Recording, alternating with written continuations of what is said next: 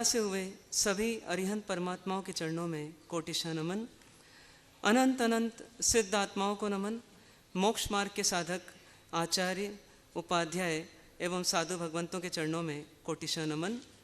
परम पूज्य, परम उपकारी, सतपथ प्रदर्शक गुरु भगवंत के चरणों में कोटिशा नमन। उपस्थित आदरणीय मुनि भगवंत, धर्म प्रिय बंधुओं, माताओं एवं बहनों, सुबह के सत्र में हमने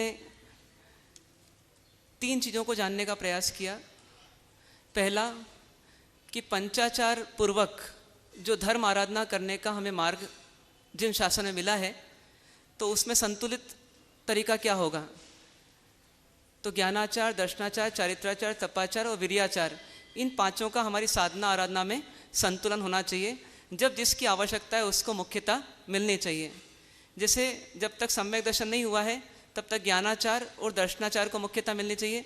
सम्यक दर्शन होने के बाद चारित्राचार को मुख्यता मिलनी चाहिए और उसके बाद अपने विशेष विकास के लिए, आत्मकल्याण के लिए फिर तपाचार और वीर्याचार को महत्व मिलना चाहिए। यदि इस क्रम से देखें तो कुछ एक हमारे यहाँ विसंगतियाँ भी आपको देखने को मिलेगी हमारे जिन शासन में आराधना की प्रणाली में, पर वो आलोचनात्मक तरीके से नहीं देखना चाहिए, उसको हमें सकारात्मक तरीके से देखने का प्रयास करना चाहिए। जैसे कुछ लोग तपस्या पर जोर देते हैं लेकिन स्वाध्याय पर जोर नहीं देते, यानी तपाचार को मुख्यता मिल रही है लेकिन ज्ञानाचार को मुख्यता नहीं मिल रही। कुछ लोग ज्ञानाचार पर मुख्यता देते हैं, इसलिए ज्ञान की वैरायटी बढ़ा देते हैं, खूब व्यापक ज्ञान प्राप्त करते हैं, लेकिन वो दर्शनाचार को मुख्यता नहीं देते, इसलिए जाने हुए ज्ञान का चिंतन नहीं करते, मंथन नहीं करते और उसको अंदर जचाते नहीं हैं। ऐसी कुछ कमियां आपको देखने को मिलेगी, लेकिन हमें उसमें उलझना नहीं है। हमें ये पता होना चाहिए कि मेरा ट्रैक क्या हो। तो मेरा ट्रैक क्या होना चाहिए कि पहले ज्ञानाचार और दर्शनाचार को मुख्यता होनी चाहिए और सम्यक दर्शन की प्राप्ति का प्रयत्न होना चाहिए। उसके बाद धीरे धीरे चारित्राचार, फिर तपाचार और फिर वीर्याचार, इसके आधार पर अपने को साधना का विकास करना चाहिए। दूसरी बात हमने जानी कि सम्यक दर्शन कितना दुर्लभ है। तो क्रमशः देखें तो 7वें 8वें पायदान पर जाकर के सम्यक दर्शन की प्राप्ति हो सकती है और ऐसे 11 दुर्लभ चीज़ों को हमने देखने का प्रयास किया। तो हम भाग्यशाली हैं कि 7 दुर्लभताओं को हमने पार कर लिया। अब हमारा प्रयत्न पूरा किस पर होना चाहिए? 8वीं दुर्लभता को पार करने का, और इसी के लिए हमें ये मनुष्य जीवन मिला है। फिर इसके बाद हमने तीसरी चीज़ देखने का प्रयास किया कि एक बार सम्यक दर्शन प्राप्त करते हैं तो उसका क्या क्या लाभ हमारे जीवन में हमको मिल सकता है। तो वर्तमान जीवन में और आगामी जीवनों में हमें क्या लाभ हो सकता है, उसका भी हमने एक चिंतन किया। कुछ एक प्रश्न आए थे उसी आधार पर जो सभी के लिए उपयोगी हो सकते हैं। पहला प्रश्न ये आया था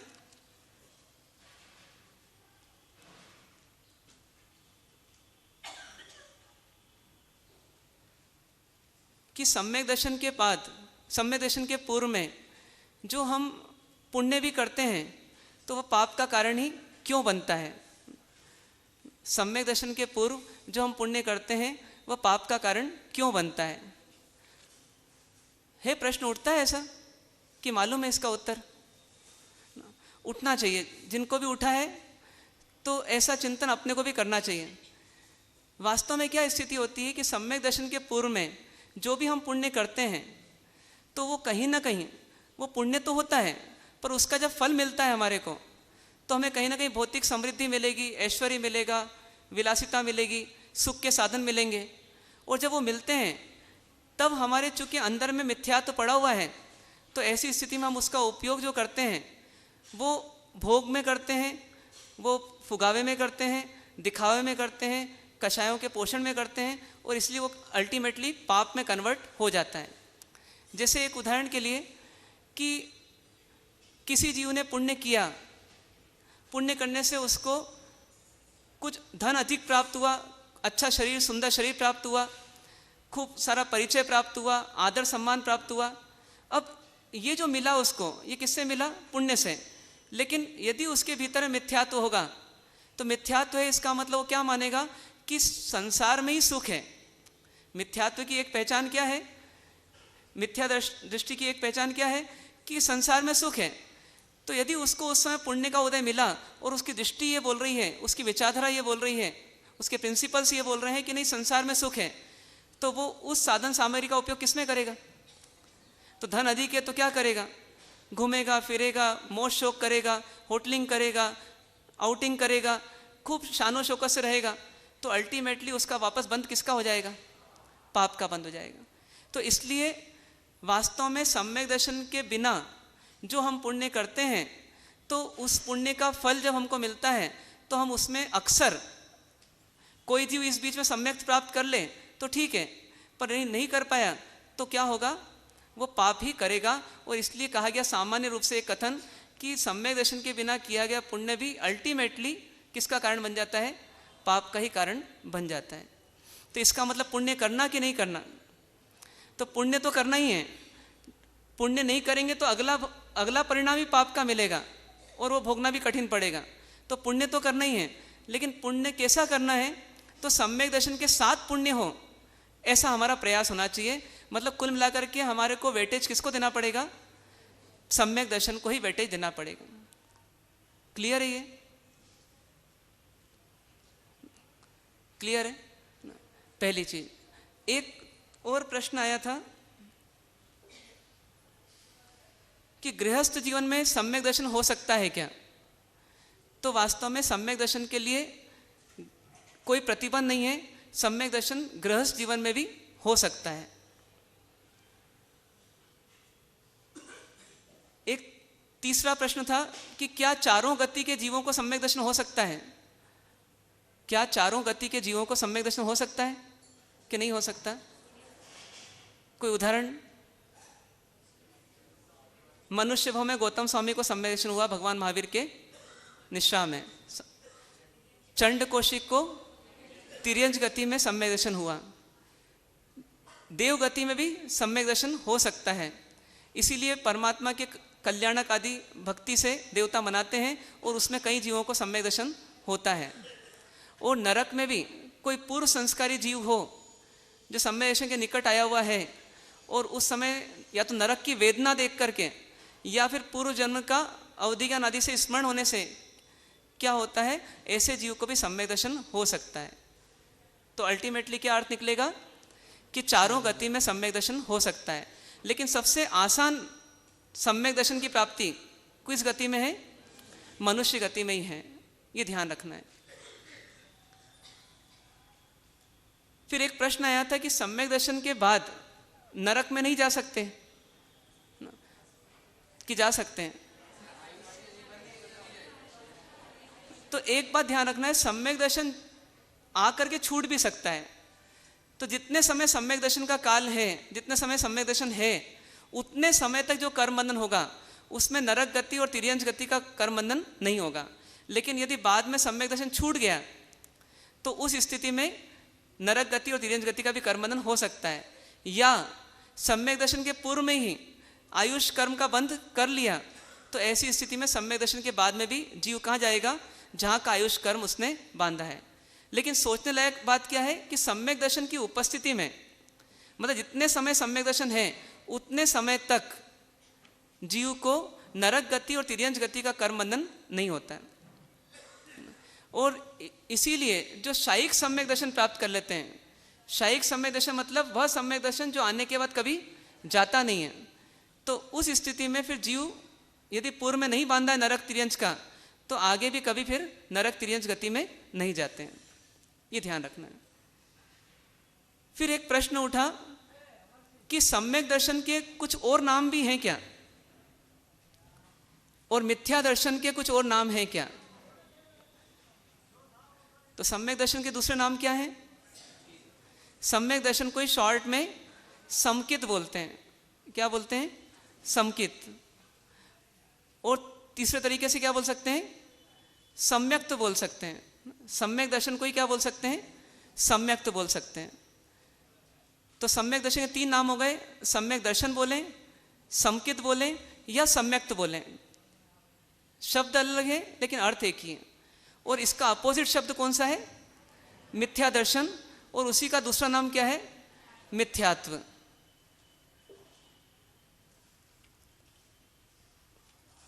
अब बात आती है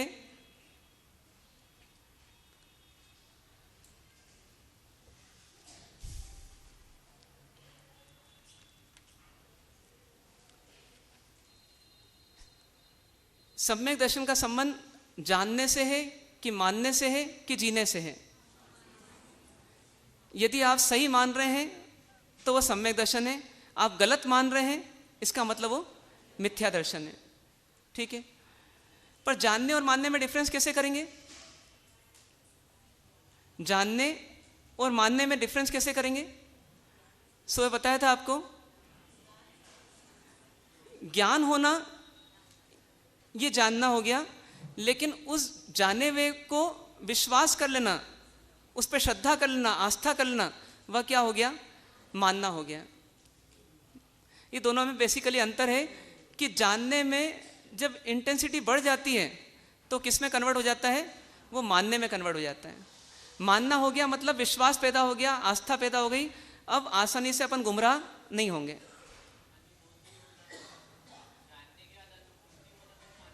देखिए, मूल में अनुभूति शब्द को जानने से जोड़ा गया, और अनुभूति के बाद जो श्रद्धा हो जाती है, आस्था हो जाती है, उसको बोला दर्शन, मानना। ठीक है, रसगुल्ला खाया, उसका स्वाद मीठा है, ये क्या हुआ? ये जानना हुआ। लेकिन उसके बाद वो तो खा लिया, लेकिन कोई पूछे कैसा था, तो भीतर में एक भाव आता है, नहीं वो मीठा था। कोई बोले नहीं मीठा नहीं था, वो उसमें कुछ कड़वाहट थी। बोले नहीं, कड़वाहट कतई नहीं थी। ये कतई नहीं आया जो, ये किसके बल पर आया? भीतर के विश्वास के बल पर, और इसी को बोलते हैं दर्शन या मानना। ठीक है, अब हम आगे बढ़ते हैं। अगला विषय हमारा है कि सम्यक दर्शन का विषय क्या है। मतलब सम्यक दर्शन यानी सही मानना, लेकिन किसको सही मानना? किसको सही मानना? क्योंकि मानने के लिए तो बहुत सारे विषय हैं हमारे पास।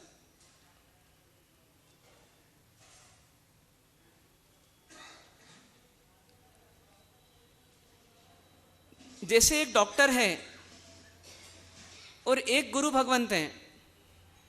एक डॉक्टर है और एक गुरु भगवंत हैं।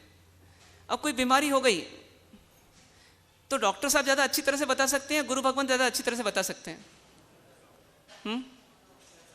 डॉक्टर साहब सही बता सकते हैं। तो शरीर विज्ञान की मान्यताओं में कौन आगे हैं? कौन एक्सपर्ट है? डॉक्टर साहब। तो यदि अपन बोलें कि नहीं सम्यक दृष्टि है मतलब सही मानते हैं, तो गुरु महाराज को सही मालूम होना चाहिए कि शरीर में कौन सी बीमारी है। तो ये उनका सब्जेक्ट नहीं है। जैसे इंग्लिश का प्रोफेसर है तो उसकी एक्सपर्टीज किस में होगी? इंग्लिश में ही होगी। कोई बोले कि हिंदी में कोई रहीम का दोहा बोला तो उसको बराबर अर्थ निकालना आना चाहिए आपको, क्योंकि आप प्रोफेसर हो। तो वो क्या बोलेंगे? ये मेरा सब्जेक्ट नहीं है। तो ऐसे के ऐसे ही संसार बहुत बड़ा है, संसार बहुत बड़ा है। तो इसमें सम्यक दर्शन जिसको होगा उसका सब्जेक्ट क्या होगा? उसका सब्जेक्ट क्या है? उस फील्ड में वो चूक नहीं करेगा, उस फील्ड में वो चूक नहीं करेगा। बाकी फील्ड में चूक हो सकती है। जैसे जरूरी नहीं कि कोई एक सम्यक ज्ञानी सम्यक दृष्टि है तो वो अच्छा सीए भी हो, अच्छा डॉक्टर भी हो, अच्छा वकील भी हो, उसको हर फील्ड का एक्सपर्ट नॉलेज हो, ऐसा जरूरी नहीं है। लेकिन उसका एक अपना पर्टिकुलर सब्जेक्ट है जिसमें वो बिल्कुल प्रामाणिक है, एकदम उसमें वो चूक नहीं करता। तो हमें पता होना चाहिए, चूंकि हमको सम्यक दर्शन प्राप्त करना है तो हमें किस फील्ड का एक्सपर्ट बनना पड़ेगा, और उसको बनने के बाद ही फिर सम्यक दर्शन होगा। उसके बिना सम्यक दर्शन होगा नहीं। तो सम्यक दर्शन का विषय क्या होगा? एक प्रश्न उठता है, सम्यक दर्शन का विषय क्या होगा? बताइए। जोर से थोड़ा सा। शरीर और आत्मा का भेद। दूसरा, 9 तत्वों की श्रद्धा। और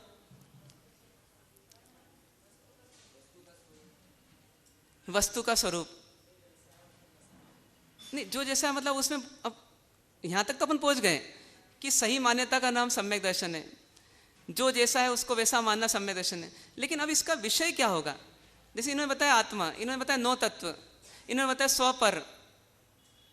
तो ये क्लियर होना चाहिए हमारे को।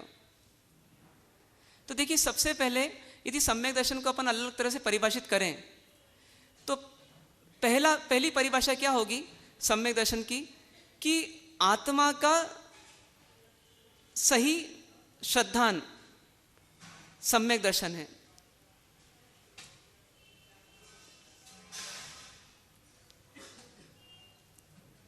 आत्मा का सही श्रद्धान सम्यक दर्शन है।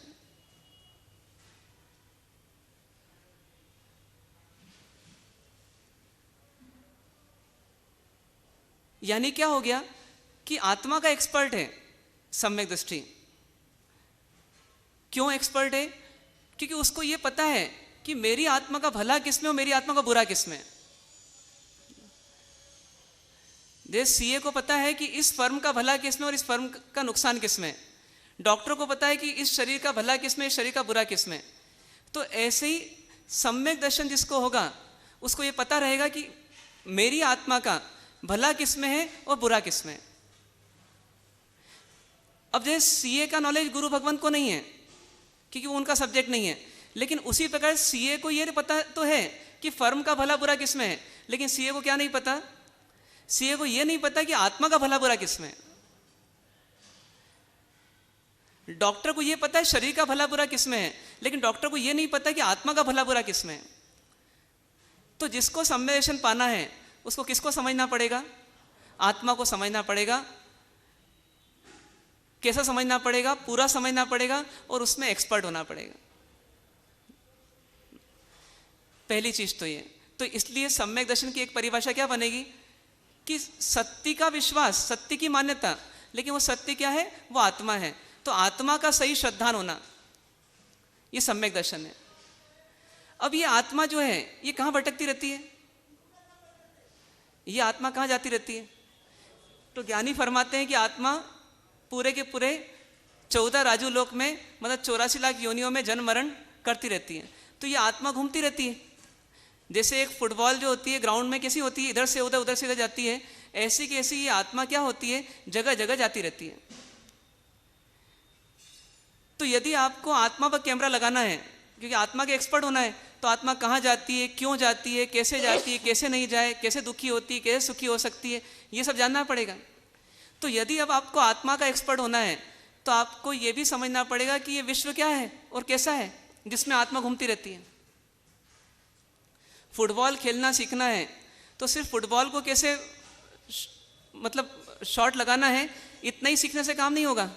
ग्राउंड की व्यवस्था क्या है, कहाँ पोस्ट है, गोल पोस्ट, और कैसे गोल में जाएगी बॉल, ये सभी पता होना चाहिए कि नहीं होना चाहिए। तो इसीलिए फिर क्या हो गया कि चूंकि आत्मा इस संसार में भटकती रहती है, तो इसलिए ये हमारी ड्यूटी हो गई कि पूरे विश्व की क्या व्यवस्था है, विश्व में क्या क्या व्यवस्था चल रही है, उसको भी हमें जानना ही पड़ेगा। और इसीलिए सम्यक दर्शन की थोड़ी एक्सटेंडेड परिभाषा क्या बन जाती है कि विश्व की व्यवस्था की स्वीकृति, विश्व की व्यवस्था की स्वीकृति, सही स्वीकृति, उसका नाम क्या है? सम्यक दर्शन।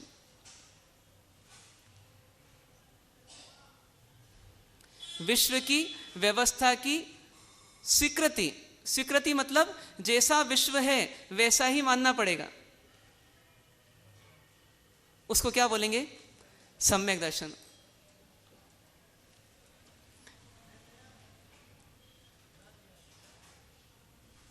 जैसे एक उदाहरण के लिए मैं सिर्फ उदाहरण ले रहा हूं कि प्रधानमंत्री हैं तो उनकी मेन ड्यूटी तो क्या है? किसके बारे में सोचना? देश के बारे में सोचना, देश का भला किसमें और देश का बुरा किसमें। लेकिन इस देश का संबंध पूरे विश्व के सभी देशों से किसी न किसी रूप में है या नहीं है? पूरे विश्व के समस्त देशों से इस देश का संबंध है या नहीं है? जब हम विदेश नीति की बात करेंगे तो क्या हो जाएगा? पूरे संसार में क्या चल रहा है इसका ज्ञान प्रधानमंत्री जी को होना चाहिए या नहीं होना चाहिए? तो इसका मतलब प्रधानमंत्री का दायरा कहाँ तक है? पूरे विश्व तक है। तो इसको आत्मा का भला पूरा करना है, पर चूंकि आत्मा का फील्ड, आत्मा का स्कोप ऑफ वर्किंग कहाँ तक है? पूरे विश्व में है। इसलिए आत्मा का एक्सपर्ट होने के लिए क्या करना पड़ेगा, पूरे विश्व की क्या व्यवस्था चल रही है, विश्व की क्या नियमावली है, उन सबको भी हमें समझना पड़ेगा। और इसीलिए इसकी डेफिनेशन बन जाएगी कि पूरे विश्व की सही व्यवस्था की स्वीकृति मतलब अंदर में जच जाए कि हाँ यही विश्व की व्यवस्था है। इसका नाम क्या हो जाएगा, सम्यक दर्शन। जैसे उदाहरण के लिए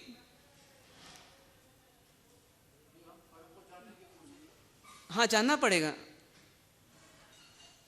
पर को भी जानना पड़ेगा, लेकिन लक्ष्य क्या रहेगा, स्व का लक्ष्य रहेगा। उसके लिए पर जितना जरूरी है उतना जानना पड़ेगा, पर जितना जरूरी है उतना जानना ही पड़ेगा। यदि आपको अपने प्लॉट पर मकान बनाना है तो पड़ोसी के प्लॉट की क्या सीमा है वो भी आपको पता होनी चाहिए कि नहीं होनी चाहिए, तो होनी चाहिए, तभी आप अपने प्लॉट पर सही निर्माण कर पाएंगे। तो इसीलिए यहाँ पर हमें ये समझना पड़ेगा कि पूरे विश्व की एक व्यवस्था क्या है। अब विश्व की व्यवस्था शब्द आपको हो सकता है कंफ्यूज करें कि विश्व की व्यवस्था क्या चीज़ है। तो विश्व की व्यवस्था ऐसी चीज़ है कि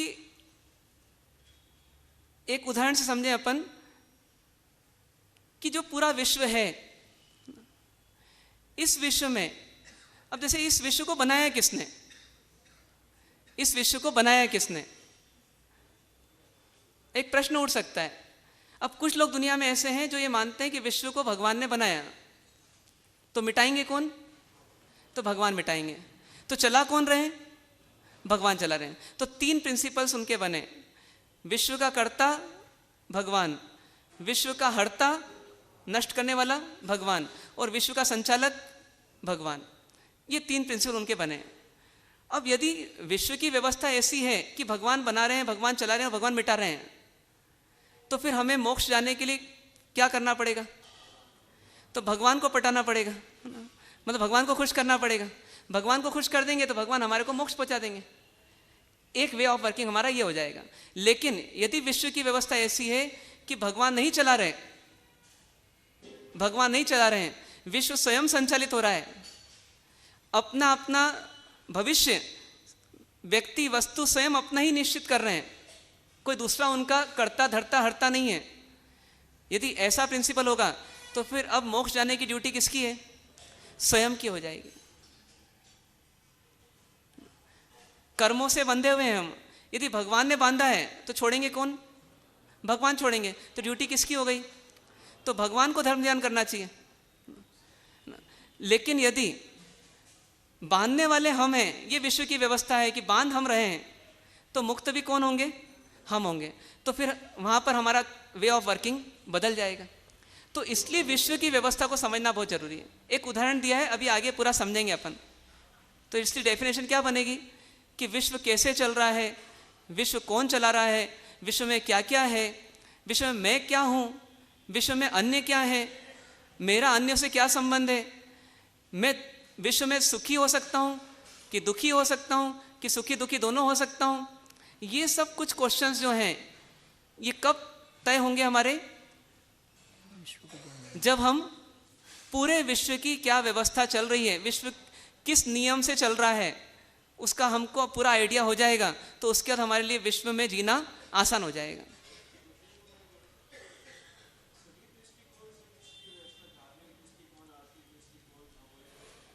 बिल्कुल, कुछ हद तक आपका क्वेश्चन ये है कि विश्व की व्यवस्था के कई डायमेंशंस हैं, विश्व की व्यवस्था को देखने के कई पहलू हो सकते हैं, आर्थिक, सामाजिक, राजनीतिक और कहीं कहीं बहुत। इतना अधिक हमको जानने की आवश्यकता नहीं है। विश्व की मूल व्यवस्था क्या चल रही है उसको जब समझ लेंगे तो बाकी व्यवस्थाएं तो इतनी इंपॉर्टेंट नहीं है। जैसे उदाहरण के लिए कि पड़ोसी को कितना समझना आपको आवश्यक है, तो पड़ोसी के यहाँ फ्रिज है कि नहीं, पड़ोसी के यहाँ टीवी है कि नहीं, पड़ोसी के यहाँ लड़ाई झगड़े होते हैं कि नहीं होते, पड़ोसी के यहाँ पढ़ती है कि नहीं पढ़ती, इतना सब जानने की जरूरत नहीं है।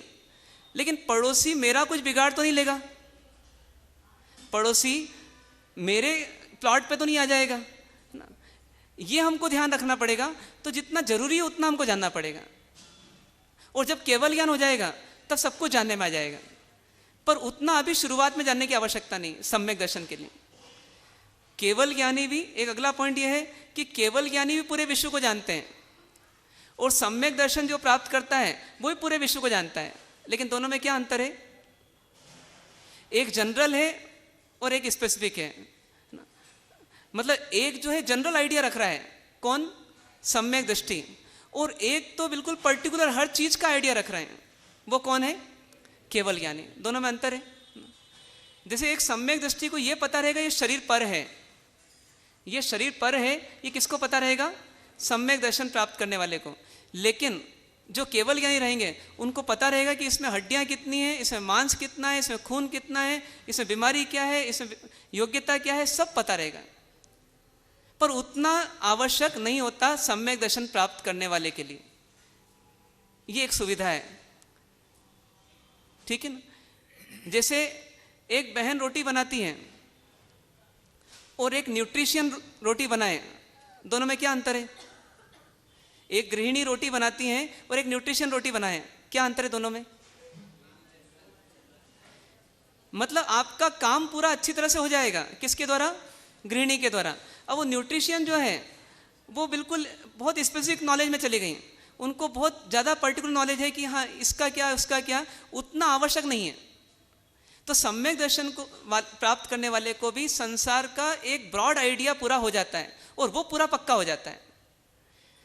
साइंस में और दर्शन में क्या अंतर रह गया? साइंस और फिलॉसफी में दोनों डेप्थ में जाने की कोशिश करते हैं, लेकिन दोनों में क्या अंतर रह गया बेसिकली? कि साइंस ने किसी पर्टिकुलर चीज को पकड़ा और उसी गहराई में चला गया, बाकी सबको छोड़ दिया। पुद्गल को पकड़ा तो पुद्गल को ही पूरा खोज लिया, आत्मा को भूल गया। और फिलॉसफी ने क्या करा? आत्मा को ही पकड़ा, पुद्गल को ही पकड़ा, लेकिन पहले ब्रॉड व्यू ले लिया पूरा कि वास्तव में किसका क्या रूप है, स्वरूप है, और उसके बाद किसका कितना इंपॉर्टेंस है, और आत्मा का इंपॉर्टेंस ज़्यादा है इसलिए आत्मा को वेटेज दे दिया। ये दोनों के बेसिक वे ऑफ वर्किंग में अंतर है। तो क्या चीज स्पष्ट हुई हमारे को? दो डेफिनेशंस। कौन कौन सी? पहली चीज आत्मा का सही श्रद्धान, इसका नाम सम्यक दर्शन। मतलब अपने पास इस पूरी दुनिया में हमको समझ नहीं होगी पहले कौन है, आत्मा ही समझ नहीं होगी। फिर सेकंड पॉइंट क्या है? चूंकि आत्मा भ्रमण करती रहती है, भटकती रहती है, जीना उसको विश्व में ही है, इसलिए विश्व की व्यवस्था क्या है, मूल व्यवस्था, एक ब्रॉड व्यू, उसको पाना, उसका नाम भी सम्यक दर्शन है। तीसरा पॉइंट, आत्मा को जाना, आत्मा को माना, विश्व को जाना, विश्व को माना, इसके पीछे आखिर क्या उद्देश्य है? तो आत्मा को अपना लक्ष्य स्पष्ट हो जाए, आत्मा को अपना लक्ष्य स्पष्ट हो जाए, ये उसका उद्देश्य है। इसी तीसरी परिभाषा क्या बनेगी? कि आत्मा के द्वारा सही लक्ष्य की स्वीकृति, इसका नाम सम्यक दर्शन है। आत्मा के द्वारा सही लक्ष्य की स्वीकृति हो जाना, उसका नाम सम्यक दर्शन।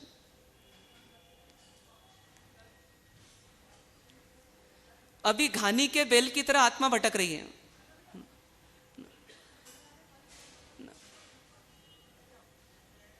एक एक दिन करके जीवन निकल रहा है, लेकिन जीवन का सार नहीं निकल रहा।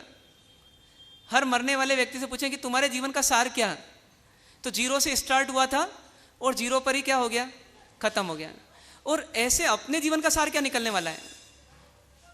तो अल्टीमेटली सब कुछ यहीं बसाएंगे और यहीं उजड़ जाएगा और हम छोड़ के चले जाएंगे।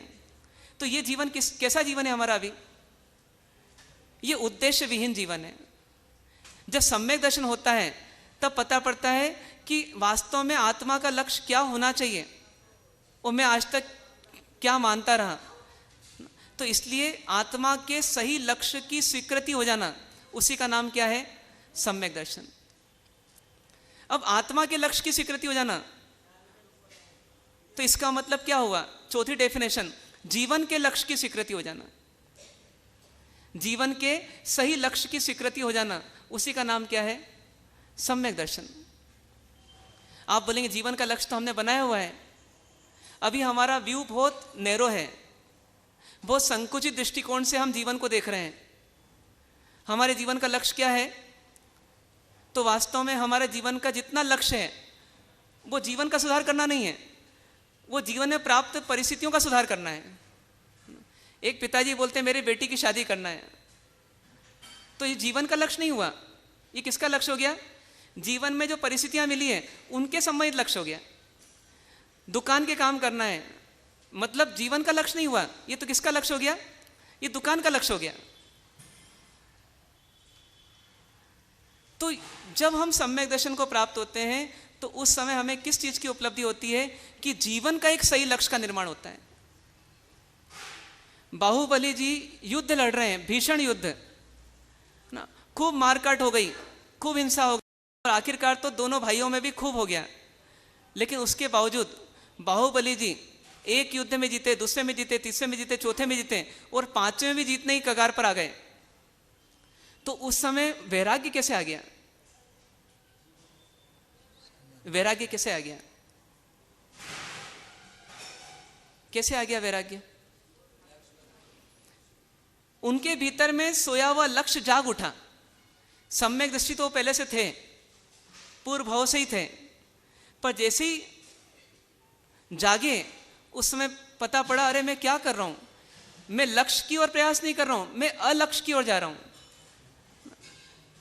अपने को लग रहा है कि बस अगले ही क्षण चक्रवर्ती बन जाएंगे और उनको क्या लग रहा है अब बहुत हो गया, अभी तक इस मोह की पूर्ति खूब कर ली लेकिन अब चक्रवर्ती पद की दहलीज पर आ गए, यदि अब चक्रवर्ती पद प्राप्त कर लिया तो अपन पूरे फंस जाएंगे।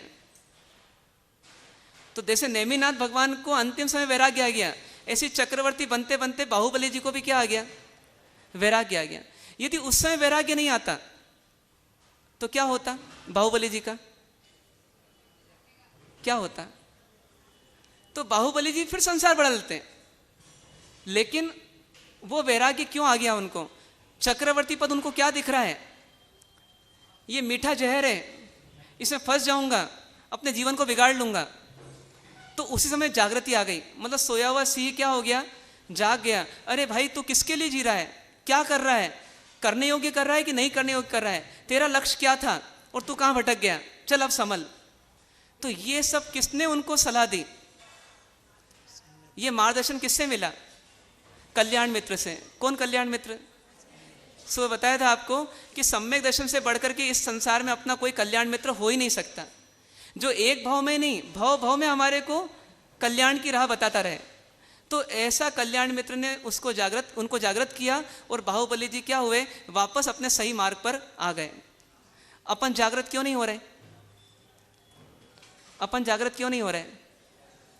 क्योंकि हमारा कल्याण मित्र हमने बनाए नहीं। हमने पतन के लिए बहुत सारे मित्र बनाए लेकिन कल्याण वाला कोई मित्र बनाया नहीं हमने। देवगुरु धर्म भी मिले तो उनको भी अपना मित्र नहीं बनने दिया, अपना संबंधी नहीं बनने दिया, संबंध नहीं बनाया उनसे, पूजा सेवा कर ली और छुट्टी पाई। तो वास्तव में ये सम्यक दर्शन है जिसके कारण से उनको जीवन का लक्ष्य दिखा। इसलिए सम्यक दर्शन जिसको होता है उसको क्या मिल जाता है? अपने जीवन का सही लक्ष्य मिल जाता है। तो इसलिए जीवन के सही लक्ष्य की स्वीकृति हो जाना, उसी का नाम सम्यक दर्शन हो जाता है। और आगे बढ़े, जिसको लक्ष्य मिल गया, जिसको लक्ष्य मिल गया उसको दो चीजें मिल गई, एक नहीं दो चीजें मिल गई। क्या मिल गई? मुझे कहां पहुंचना है ये तो लक्ष्य में दिख ही रहा है, लेकिन मुझे कैसे पहुंचना है ये भी उसको मिल रहा है। इसका मतलब क्या? एक जगह कहा गया मग्गो मग्ग फलंतीय, मतलब जिन शासन में दो ही चीजें बताई गई हैं, एक मार्ग और एक मार्ग का फल। मार्ग का फल मतलब लक्ष्य, मार्ग पर चलेंगे तो कहां पहुंचेंगे, वो उसका फल हो गया, मतलब लक्ष्य। तो यदि हम देखें तो सम्यक दृष्टि को दो चीजें बिल्कुल क्लियर होती हैं। कौन कौन सी? लक्ष्य और लक्ष्य तक पहुंचने का मार्ग। तो जिसे लक्ष्य और उस तक पहुंचने का मार्ग मिल गया वो कौन है? वो सम्यक दृष्टि।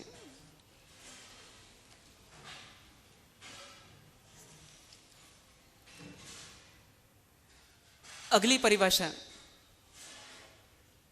आखिर इतना सब आत्मा को जानना, विश्व को जानना, लक्ष्य को जानना, लक्ष्य के तक पहुंचने के मार्ग को जानना, ये क्या ऐसे ही जान लेंगे अपन? ये क्या ऐसे ही जान लेंगे? कैसे जानेंगे? कैसे जानेंगे? आपको बॉम्बे पहुंचना है, कैसे पहुंचेंगे?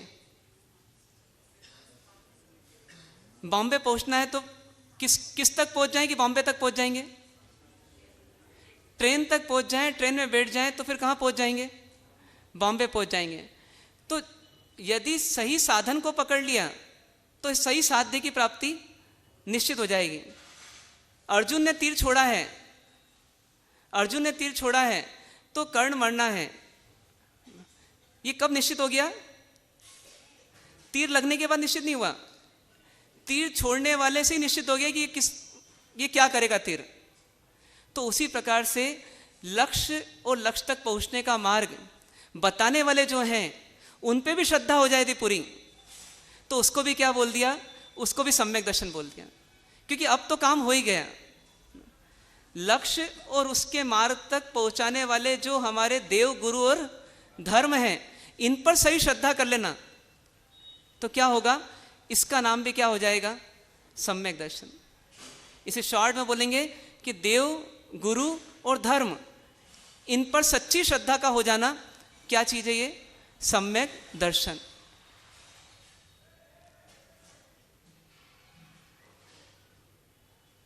इसमें कोई शंका?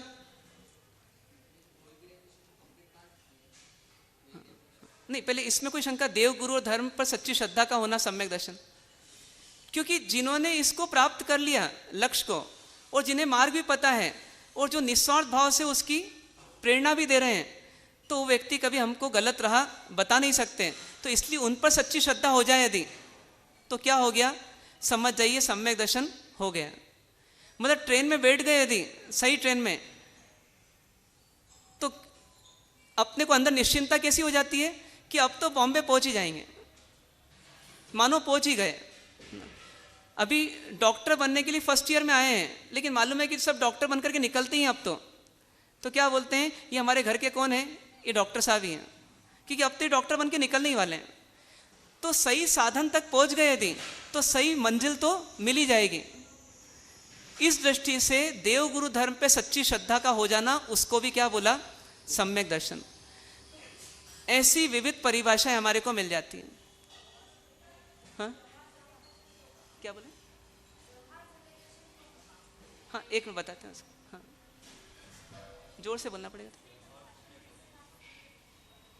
आखिरी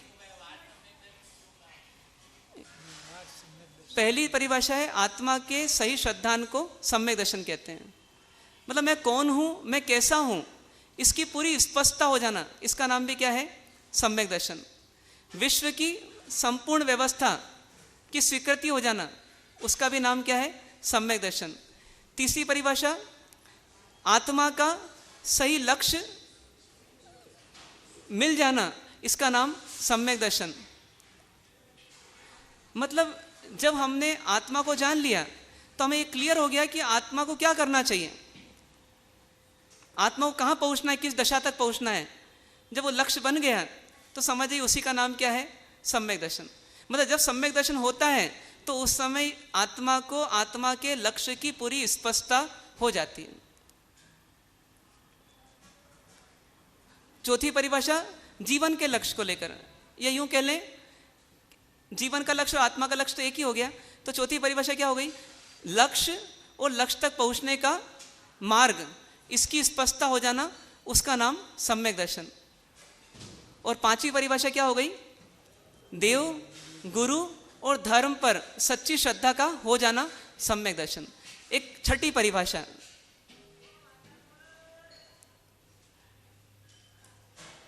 सम्यक दर्शन क्या चीज है? तो सम्यक मतलब सही, तो सत्य का दर्शन हो जाना, वह भी क्या है? सम्यक दर्शन। सत्य का दर्शन हो जाना, उसी का नाम सम्यक दर्शन।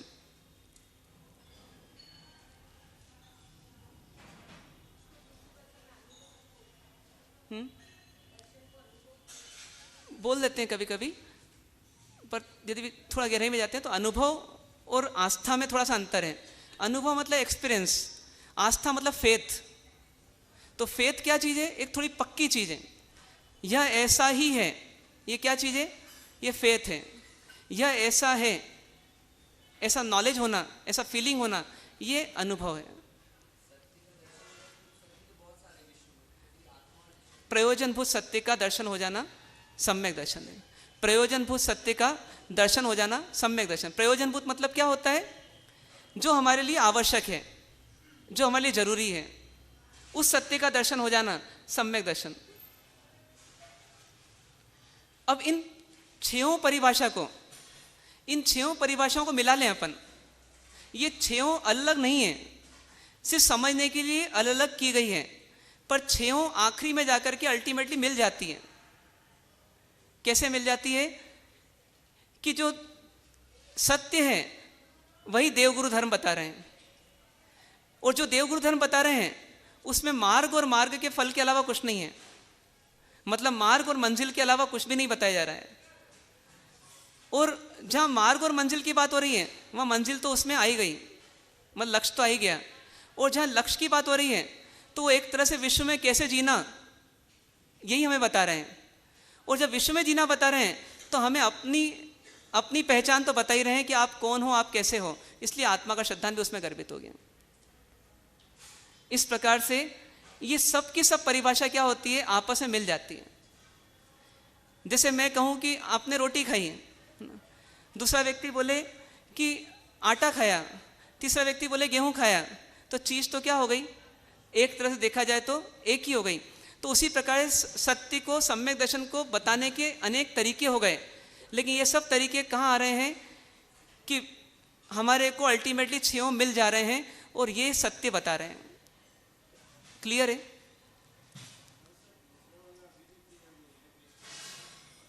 जैसे आपको बताया, उदाहरण दिया था ना,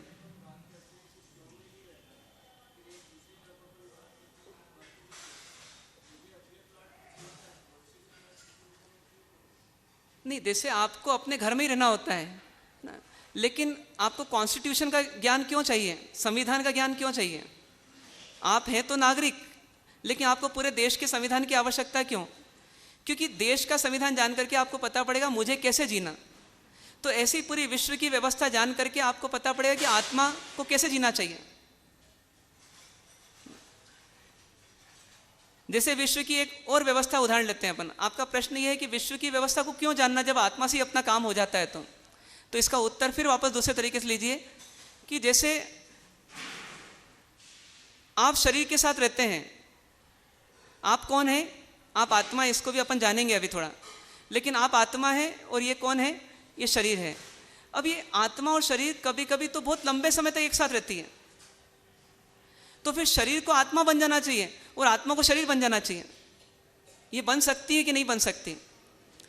नीम के पेड़ पर करेला पैदा हो सकता है या नहीं हो सकता? और करेले के पेड़ पर नीम पैदा हो सकता है या नहीं हो सकता? तो इसके लिए हमारे को कहाँ जाना पड़ता है कि आखिर विश्व में ऐसी कौन सी नियमावली चल रही है जिससे जीव अजीव नहीं बनता, अजीव जीव नहीं बनता। जब हम विश्व की नियमावली को समझते हैं तो उससे हमें सब चीज़ें क्लियर हो जाती हैं। तो उससे हमारे को अपने प्रयोजनभूत बहुत सारे विषय मिल जाते हैं जो हमारे आत्मा के कल्याण के लिए उपयोगी हैं। और इसीलिए फिर हम अपनी साधना कर पाते हैं। इसलिए विश्व को जानते हुए हमारे को स्व तक पहुँचना है। क्लियर है ये? अब ये हमने सम्यक दर्शन के स्वरूप को समझा है। मतलब अभी हमारा विषय क्या था? सम्यक दर्शन का स्वरूप क्या है? तो सम्यक दर्शन ये सब चीज़ें मिल करके है। ठीक है, अब हमारी गड़बड़ कहाँ हो रही है उसको पकड़ना है हमारे को। सबसे बड़ी गड़बड़, सबसे पहली गड़बड़ हमारी क्या हो रही है कि देव गुरु धर्म पे श्रद्धा कर लो, सम्यक दर्शन हो गया।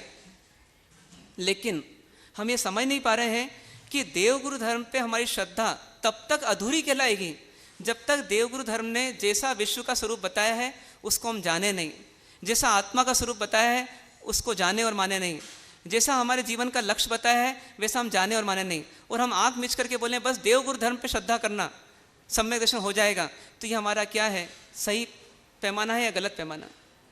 गलत पैमाना है। पर करते हैं ऐसा कि नहीं करते? करते हैं या नहीं करते?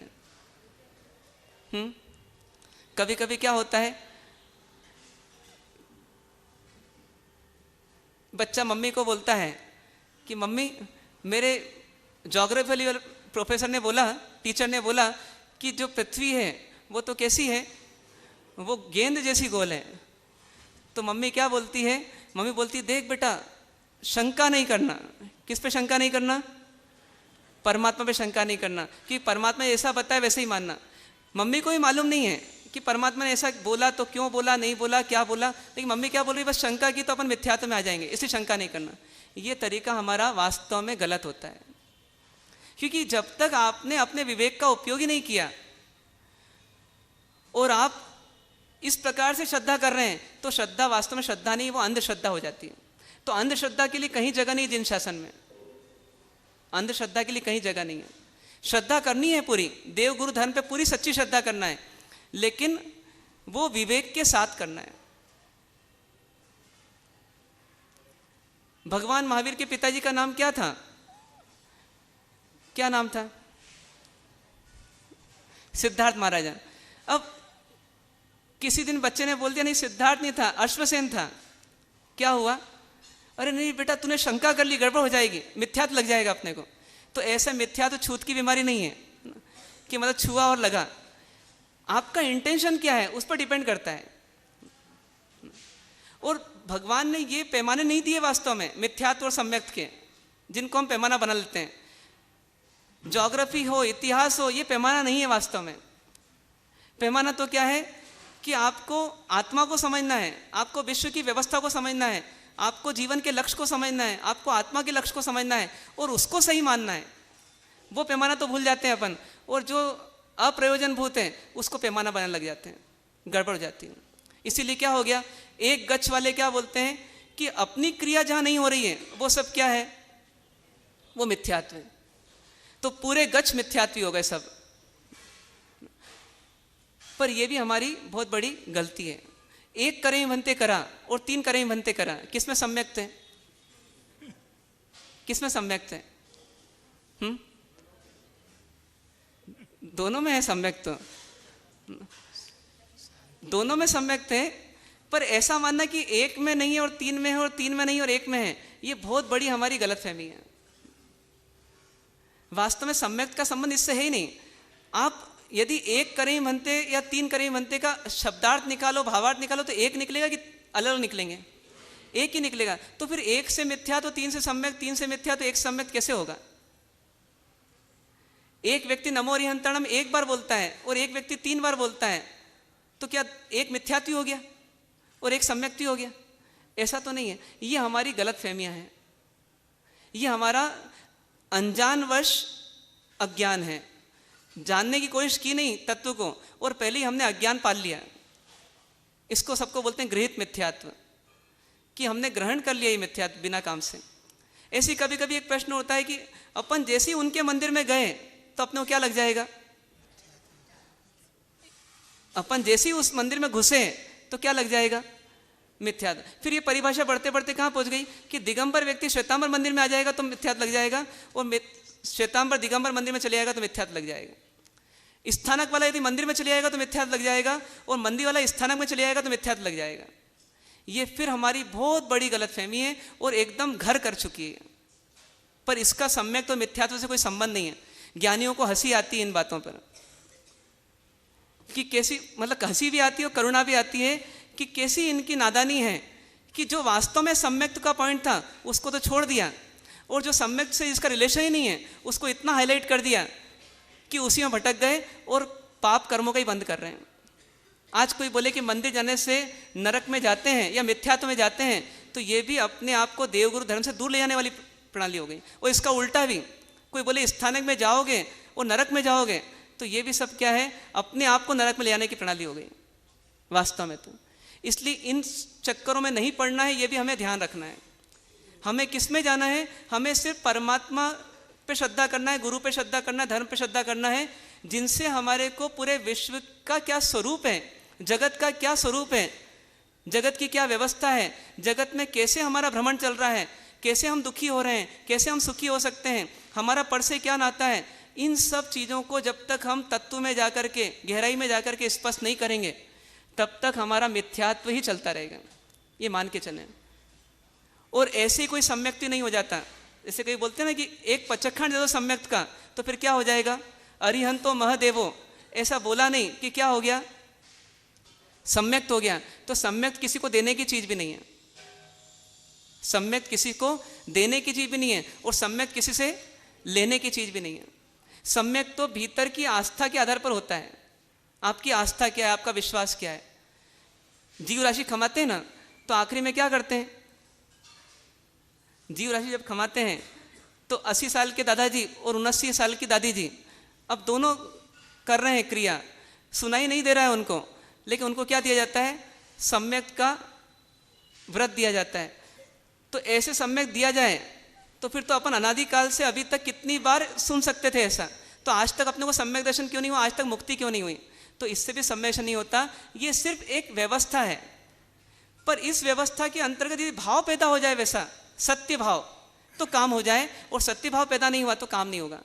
करें मनते बोलने से हमारे को सम्यक नहीं हो जाएगा, पर करें मनते करते समय ये समझ में आ जाए कि जिसका मैं त्याग कर रहा हूँ वास्तव में वो मुझसे पर ही है। अपन वास्तव में क्या करते हैं, जब सामयिक लेते हैं तो त्याग तो पूरा एक्चुअल करते हैं। देखा जाए तो अपन घर का, दुकान का, फ्रिज का, फर्नीचर का, पंखे का, कूलर का, सबका त्याग एक्चुअल करते हैं, लेकिन बस क्या नहीं बदलता, अंदर में मान्यता नहीं बदलती कि ये वास्तव में मेरे लिए ग्रहण करने योग्य है ही नहीं, ये वास्तव में पर हैं, इनकी मुझे आवश्यकता ही नहीं है। ये भाव नहीं आता और त्याग हो जाता है। इसीलिए क्या होता है, सामयिक पारने के बाद वापस फिर सब ग्रहण भी हो जाता है। ज्ञानी क्या बोलते हैं, इतना चेंज कर लें, सामयिक पूरी करें, लेकिन सामयिक करते समय ये मनोभाव रहे कि ये पर है, ये मुझसे भिन्न है, और मैं इनसे टेम्पररी भले ही अपनी आत्मा में रहने के लिए इन सबसे मैं कुछ समय के लिए अलग हो रहा हूँ भावों से, जिससे कि मैं धीरे धीरे इनके बिना भी जी सकूं, ऐसा पुरुषार्थ मेरा विकसित हो जाए। पर वो भाव नहीं आता हमारा। हम बोलते हैं कि घड़ी देख करके सामयिक शुरू और घड़ी देख करके सामयिक बंद, तो ये भी हमारी क्या हो जाती है, गलती हो जाती है। इन गलती को क्रिटिसाइज नहीं करना है किसी और की, जितने अपन आए ना इनको ही समझना है बस कि ये सम्यक और मिथ्यात्व का पैमाना नहीं है। अब बात आती है हमारी, कंटिन्यू कर लें इसको, किसी को यदि जरूरी हो तो 5 मिनट के लिए जाकर आ सकते हैं, जब तक इसको कंटिन्यू करते हैं। अगला विषय हमारा आता है सम्यक के स्वरूप को हमने जाना, मिथ्यात्व के स्वरूप को हमने जाना। मिथ्यात्व जैसे इससे उल्टा हो जाएगा, आत्मा पे सही श्रद्धा का नहीं होना, देवगुरु धर्म पे सही श्रद्धा का नहीं होना, आदि आदि। अब बात ये आती है कि हमें इस संसार में जीवन जीते हुए क्यों देवगुरु धर्म के निकट जाना, क्यों देवगुरु धर्म के निकट जाना, क्यों देवगुरु धर्म की शरण में जाना, क्यों देवगुरु धर्म के प्रति समर्पित होना, क्यों देवगुरु धर्म की श्रद्धा करना, क्या जरूरत है हमारे को, क्या जरूरत है हमारे को।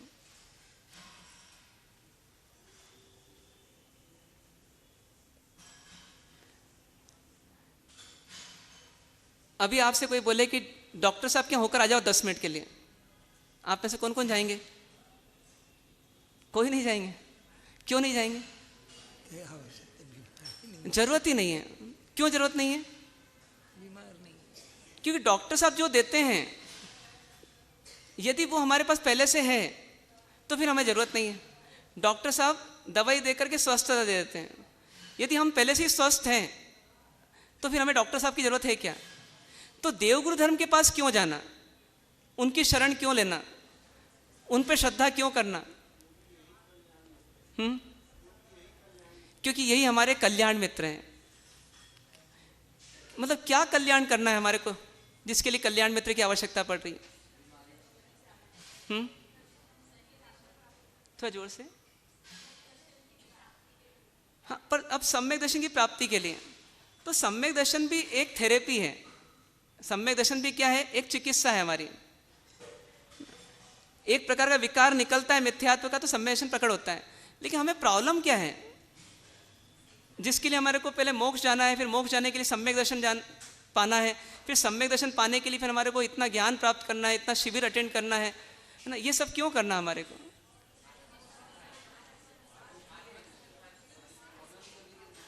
क्योंकि देखिए सबसे बड़ी चीज ये है कि सम्यक दर्शन का पुरुषार्थ किसका होता है?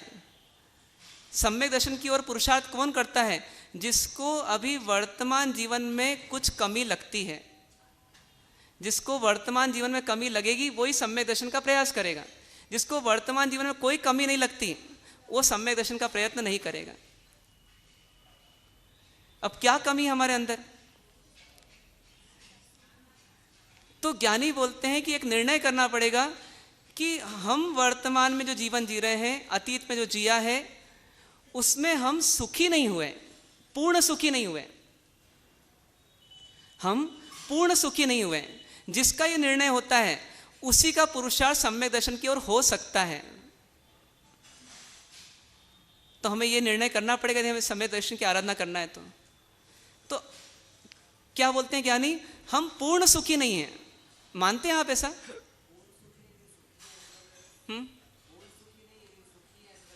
हाँ, पहली बात तो पूर्ण सुखी हैं क्या? आप में से कौन ऐसे हैं जो पूर्ण सुखी हैं? कोई भी पूर्ण सुखी नहीं है।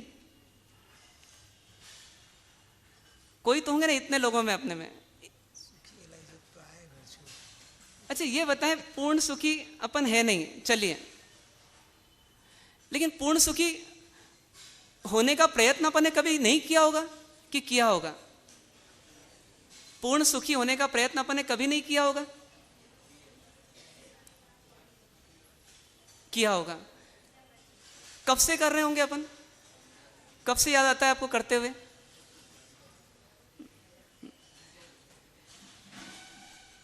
मतलब अपन ने कभी ऐसा प्रयास किया कि आधा अधूरा सुख मिले अपने को? कभी ऐसा प्रयास किया अपने पूरे जीवन में कि आधा अधूरा ही सुख मिले, अपूर्ण सुख मिले, थोड़ा सुख मिल जाए बस बहुत है? कभी लगता है कि सुख बहुत है, थोड़ा सुख मिल जाए चलो बहुत है, ऐसा लगता है? चाह क्या है अंदर में? चाह क्या है? पूर्ण सुखी होने की।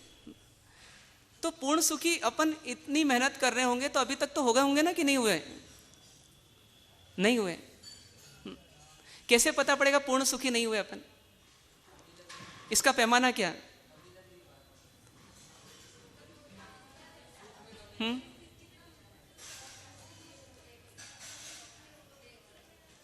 क्या बोल रहे हैं पीछे से? एक मिनट।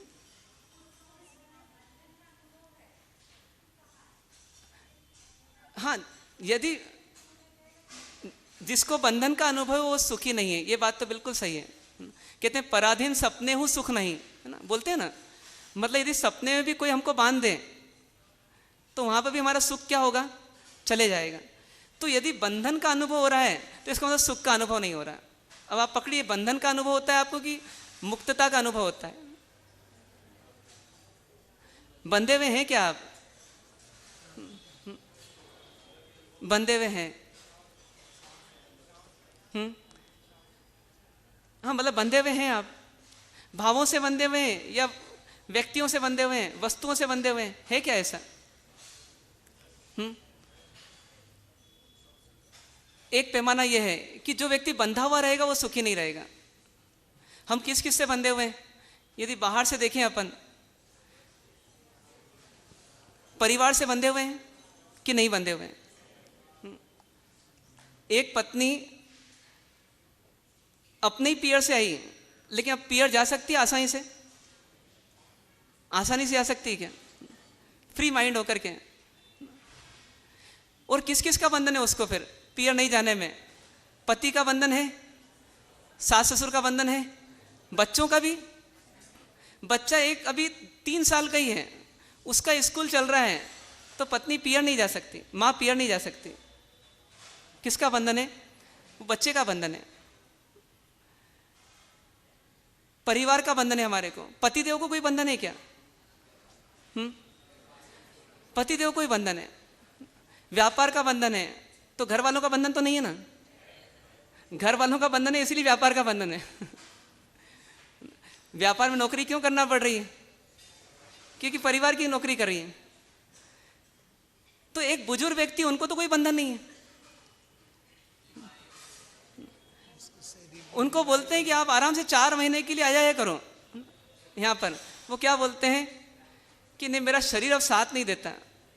मतलब शरीर को जहाँ साता मिलती है वहीं उनको रहना पड़ता है। ये क्या है? ये बंधन है कि नहीं? ऐसे हम बंधन में फंसे हुए या नहीं फंसे हुए हैं? यदि एक प्लॉट नया खरीद लिया कहीं पर, तो उसमें फेंसिंग क्यों लगाते हैं अपन? क्यों लगाते हैं? साल भर में 2-3 बार जाकर के क्यों चेक करते हैं? क्योंकि भैया किसी ने अतिक्रमण नहीं कर लिया। सोचिए ये बंधन है या नहीं है? एक वस्तु भी कभी रात को बाहर छूट जाए और आधी रात को याद आ जाए, अरे गाड़ी की चाबी तो गाड़ी में ही रह गई, क्या होगा? उठ करके जाएंगे कि नहीं जाएंगे? आप किससे बंधे हुए हो? वो गाड़ी से बंधे हुए हो, गाड़ी की सिक्योरिटी से बंधे हुए। चौकीदार नहीं कहलाते हो आप, लेकिन चौकीदारी करना तो पड़ ही रही है। ऐसे अपन जितना अधिक परिग्रह है, तो एक एक परिग्रह का हमको क्या है वास्तव में? हम क्या सोचते हैं परिग्रह को मैंने रखा है, लेकिन परिग्रह के अपन ही गुलाम है कि नहीं? तो ये बंधन है या नहीं? तो ऐसा बंधन वाला जीवन हमारा जन्म से चल रहा है या नहीं चल रहा है? और जो जाने वाली आत्माएं हैं वो आखिरी मरते दम तक भी इसी बंधन में फंसी हुई है या नहीं फंसी हुई है? तो जहां बंधन होगा वहां सुख कैसे होगा? एक तोते से पूछें कि भैया राज क्या है, तू सुखी कैसे हो सकता है? वो क्या बोलेगा? बस पिंजरा खोल दो फिर मैं सुखी सुखी हूं। पिंजरे में रहकर के तोता सुखी हो सकता है क्या? क्योंकि उसको किसकी इच्छाओं जीना पड़ता है। जब तक पिंजरे में है तब तक वो बंधन में, क्योंकि उसको जीना किसके तरीके से पड़ता है? वो मालिक की तरीके से जीना पड़ता है। मालिक ये देगा तो ये खाना है, उसकी इच्छा नहीं हो सकती कि मैं उस पेड़ का फल खा लूं या उस पेड़ का फल खा लूं। उसको खाना वही है जो उसको मिलना है। पानी जब देगा मालिक तब पीना है। ये सब क्या है? ये बंधन है। और जहाँ बंधन है वहाँ क्या है? स्वाधीनता नहीं है। स्वाधीनता नहीं है वहाँ पर क्या है? दुख है। ये एक दुख का पैरामीटर बताया आपने। और दुखी है मतलब अपन कि नहीं है? और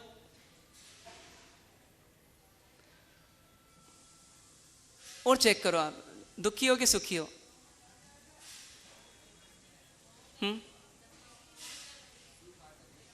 मोह का बंधन है। और संतुष्टि नहीं है। एक बहुत अच्छा पॉइंट है, एक बंधन वाला पॉइंट है। एक दूसरा ये है कि संतुष्टि है या नहीं है। जहां संतुष्टि है वहां सुख है, जहां संतुष्टि नहीं वहां सुख नहीं है। जहां संतुष्टि नहीं है वहां सुख नहीं है। यदि आप यहां पर आए और आपको कमरा तो मिल गया लेकिन अटेस्ट नहीं मिला, क्या होगा आपको? सुख होगा या दुख होगा? दुख होगा आपको। क्यों दुख होगा? क्योंकि पूर्ण सेटिस्फेक्शन नहीं हुआ। पूर्ण सेटिस्फेक्शन नहीं हुआ तो आप थोड़े दुखी हैं ही। ठीक है, मतलब ऐसा नहीं घर चले जाएंगे, लेकिन वहां रहते हुए भी आप दुखी हैं कुछ हद तक। तो यदि जिस व्यक्ति को सेटिस्फेक्शन नहीं है वो व्यक्ति कैसा है? वो दुखी है। ये दुख का दूसरा पैरामीटर है। तो अपने में से कौन ऐसे हैं जो 100% सेटिस्फाइड हैं अपनी व्यवस्थाओं से, अपने जीवन की व्यवस्थाओं से? 100%। बताइए। 100% सेटिस्फाइड। 100% सेटिस्फाइड मतलब क्या हुआ? कि जो जैसा है, जहां है, जितना है, जब है, जो है, जैसा है, वो बिल्कुल वैसा का वैसे ही स्वीकार है। तब आपको कहा जाएगा कि आप 100% सेटिस्फाइड हैं। जैसे अभी किसी को प्यास लगी होगी हल्की हल्की, तो हल्की हल्की प्यास लगी, वो क्या बता रही है?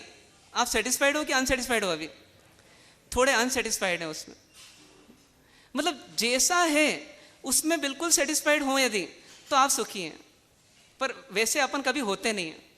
कुछ ना कोई रंज गम चलता ही रहता है, गिले शिकवे चलते ही रहते हैं। क्या बोलते हैं? 3 बहू, मतलब एक बहू तो अच्छी आई पर ये एक बहू खराब आ गई। अब क्या हुआ? पूर्ण सेटिस्फेक्शन नहीं है। बहू तो बहुत अच्छी आई लेकिन बेटा सुनता नहीं है। ये अनसेटिस्फेक्शन का एक उदाहरण हो गया। नल में पानी तो आ रहा है लेकिन पानी बहुत ठंडा है, नहा नहीं सकते इसमें। ये अनसेटिस्फेक्शन की निशानी हो गई। भोजन तो सब ठीक है लेकिन मिर्ची थोड़ी ज्यादा है, ये क्या है? ये अनसेटिस्फेक्शन की निशानी है। महाराज साहब बोल तो रहे हैं बहुत अच्छा लेकिन कहानी नहीं सुना रहे, ये भी क्या हो गया? अनसेटिस्फेक्शन। मतलब जो जहां है, जैसा मिला है, वो कभी भी अपने जीव को कभी 100% भाया ही नहीं। हमेशा अपन ने क्या करा कि चंद्रमा में जैसे दाग देख लेते हैं, ऐसे अपन ने अपनी परिस्थितियों में क्या देखा? हमेशा दाग देखा। और जिंदगी भर ये हो गया करते करते। जब बहू थे ना तो किसके छेद देखे? सासू जी के। अब सासू बनते से ही क्या हो गया शुरू? बहू के छेद देखना। मतलब छेद देखने की आदत तो गई नहीं, दोष तो दिखते ही रहे, और दोष दिखना ही बता रहा है कि हम सेटिस्फाइड नहीं हैं। क्या सेटिस्फाइड? अच्छा बताइए आप लिख कर दो, कोई भी आप में से ऐसे हो जो बेटे से भी पूरे सेटिस्फाइड हैं, बच्ची से सेटिस्फाइड हैं, बहू से सेटिस्फाइड हैं, रिश्तेदारों से सेटिस्फाइड हैं, पड़ोसी से सेटिस्फाइड हैं, पति से सेटिस्फाइड हैं, पत्नी से सेटिस्फाइड हैं, हर व्यक्ति से सेटिस्फाइड हैं, हर वस्तु से सेटिस्फाइड हैं। है कोई आप में से ऐसे? कोई भी नहीं है। क्या बात कर रहे हैं? ये तो एक आश्चर्य हो गया। कोई भी नहीं है।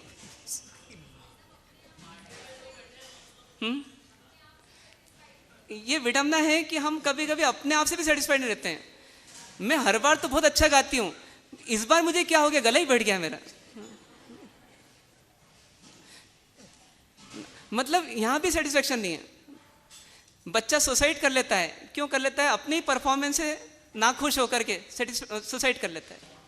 तो आप देखिए, ये जीव कभी पर से अनसेटिस्फाइड रहता है, कभी स्व से अनसेटिस्फाइड रहता है, कभी वस्तु से, कभी व्यक्ति से, कभी प्रकृति से। हर समय इसके पास शिकायतों के अंबार रहते हैं, जो क्या बता रहे हैं कि ये जीव कैसा है, सुखी है कि दुखी है? दुखी है। क्या मानेंगे अपन, सुखी है कि दुखी है? बस ये हमको स्वीकार करना होगा सबसे पहली स्टेज में, कि मेरा जीव दिन रात मेहनत करता रहा, जिंदगी भर मेहनत करता रहा, लेकिन आज तक भी ये पूर्ण सुखी नहीं हुआ, पूर्ण सुखी नहीं हुआ। अच्छा, कुछ बीमारियां तो इसने हमेशा के लिए बना ली हैं, कुछ बीमारियां तो इसने हमेशा के लिए बना ली। जैसे किसी को मान लीजिए थायराइड हो गया, तब डॉक्टर साहब क्या बोलते हैं, अब दवाई कब तक लेना पड़ेगी? हमेशा। तो आप में से किसी को ऐसी बीमारी है जो हमेशा चलती रहती है? कुछ को तो होगी। अच्छा, बोला ये सबको है, तो कुछ बीमारियां ऐसी जो सबको है, जब से जन्मे हैं और जब तक नहीं मरेंगे तब तक वो चलती रहेगी। उसको हमने बीमारी नहीं माना। सबसे बड़ी बीमारी हमारी क्या रही कि जो बहुत बड़ी बड़ी बीमारियां हैं उनको बीमारी नहीं मानते, जो छोटी छोटी बीमारियां हैं उसको बीमारी मानते हैं। अच्छा, ये बताइए आप कि एक व्यक्ति को 10 mg की दवाई लेना पड़े, ठीक है, तो उसकी बीमारी बढ़ी, कि दूसरे व्यक्ति को 200 mg की दवाई लेना पड़े, उसकी बीमारी बढ़ी? किसकी बीमारी बढ़ी? 200 mg वाला। और जिसको दिन में 3 बार 4 बार इंजेक्शन ही लगाना पड़े, उसकी बीमारी और बढ़ी। तो हम में से किसी को ऐसी बड़ी बीमारी है क्या? एक बीमारी हमारी क्या है पता है आपको? हमको हर 2-3 घंटे में भूख लगती है। हर 2-4 घंटे में हमको क्या लगती है? भूख लगती है। ये बीमारी नहीं है क्या? मतलब हर 3-4 घंटे निकले नहीं कि हमको क्या चाहिए फिर? और कितनी mg की दवाई चाहिए? कितने mg की दवाई चाहिए? मतलब 1 किलो, 1.25 किलो, इतने mg में नहीं, मतलब 1000 ग्राम, 800 ग्राम, इतनी तो हमारे को एक बार की खुराक चाहिए। ये भी तो क्या है, हमारी दवाई है। पर ये दवाई का असर कितनी देर है? ये दवाई का असर कितनी देर? 3 घंटे रहता है, उसके वापस फिर बीमारी लग जाती है, फिर वापस नई डोज लो। ये कितनी जबरदस्त बीमारी है हमारे को। और कब से चालू हुई है हमारी, और कब तक रहेगी, और फिर अगले जन्म में? तो ये तो चलती रही हमारी और चलती रहेगी ऐसी। तो ये कितनी बड़ी बीमारी है हमारी। तो ये दुख नहीं देती हमारे को? ये सबको बीमारी इसलिए लगती नहीं है। प्यास लगना, भोजन तो हमारा 1-1.5 किलो हो रहा है दिन भर में, और पानी हमारा 3-4 किलो पानी रोज पीना पड़ रहा है। इतनी तो सलाइन भी नहीं लगाना पड़ती अपने को। सोचिए 500 ml की एक बार लगाते हैं बॉटल, तो बोलते हैं अरे क्या ज़्यादा प्रॉब्लम हो गई क्या थोड़ी, और अपने को 3 लीटर की रोज लगाना पड़ रही है। तो ये बीमारी नहीं है क्या? फिर इसमें डालो और फिर इसमें से वापस, वो सब भी बीमारी हमको चल रही है। कभी कभी बिल्कुल रश वाला मार्केट हो, है ना, और वहाँ पर परचेसिंग करने जाएं और ये बीमारी आ जाए, क्या होगा? प्रॉब्लम होगी कि नहीं होगी? मतलब कितनी बड़ी प्रॉब्लम चल रही है हमारे को, इसको हम प्रॉब्लम ही नहीं मानते। फिर जितने अवयव हैं, यदि मेडिकल साइंस में देखें तो हर अवयव की कितनी कितनी बीमारियां हैं। ये 32 दांत है ना, तो कितनी बार दुख देंगे अपने को जीवन में? ये एक एक दांत जब तक ढीला रहेगा, पूरा निकलेगा भी नहीं और पूरा लगा भी नहीं रहेगा, तब तक क्या होता रहेगा? ये दर्द देता रहेगा। ऐसा 32 दांत कितने बार दिक्कत देंगे हमारे को? 3200 बार देंगे। एक एक की बीमारी कितनी जबरदस्त है। थोड़ा सा यहाँ पर आपको हाथ लगाते हुए ऐसा लगे अरे कुछ फूला फूला लग रहा है, एकदम टेंशन किस बात का आता है? डॉक्टर साहब बताएंगे अरे कुछ कैंसर तो नहीं हो गया, कुछ गिठान तो नहीं हो गई है ना, कुछ प्रॉब्लम तो नहीं हो गई। मतलब कितना अपन रिस्क में जीवन जी रहे हैं।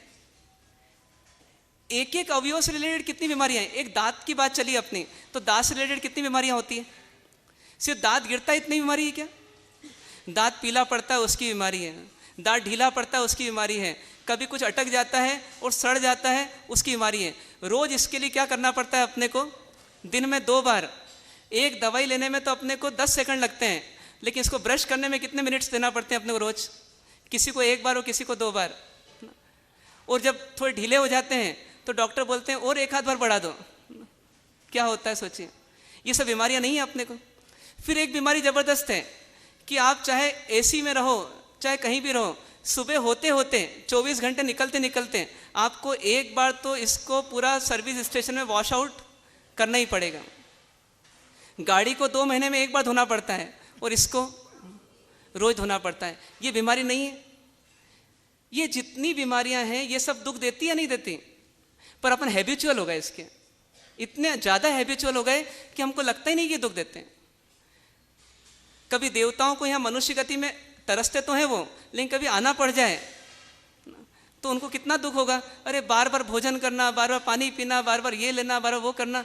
भैया अपना देवगति अच्छी थी, पर देवगति में फिर दूसरी प्रॉब्लम्स हैं। ऐसे यदि अपन देखें तो पूरा जीवन किस में जा रहा है हमारा? कभी भी निश्चिंत हो ही नहीं सकते हम। जब तक शरीर है तब तक पूर्ण निश्चिंता है क्या? पूर्ण निश्चिंता है ही नहीं। जब तक परिवार है तब तक खटपट हो नहीं, ऐसी अवस्था आ सकती है कभी? खटपट हो ही नहीं। अच्छा, आप में से जितने लोग जितने सुखी हैं, अभी आपने कहा ना पूर्ण सुखी नहीं है, चलो इतनी गारंटी दे दो आप कि जिस लेवल के सुख को अभी भोग रहे हैं आप, वो तो जीवन भर भोगेंगे ना उतना। उसकी तो गारंटी है ना? उसकी भी कोई गारंटी नहीं है। मतलब जिस लेवल का सुख अभी भोग रहे हैं वो सुख भी मेंटेन रहेगा, इसकी गारंटी नहीं है। तो इसका मतलब कभी भी दुखी और ज़्यादा हो सकते हैं अपन।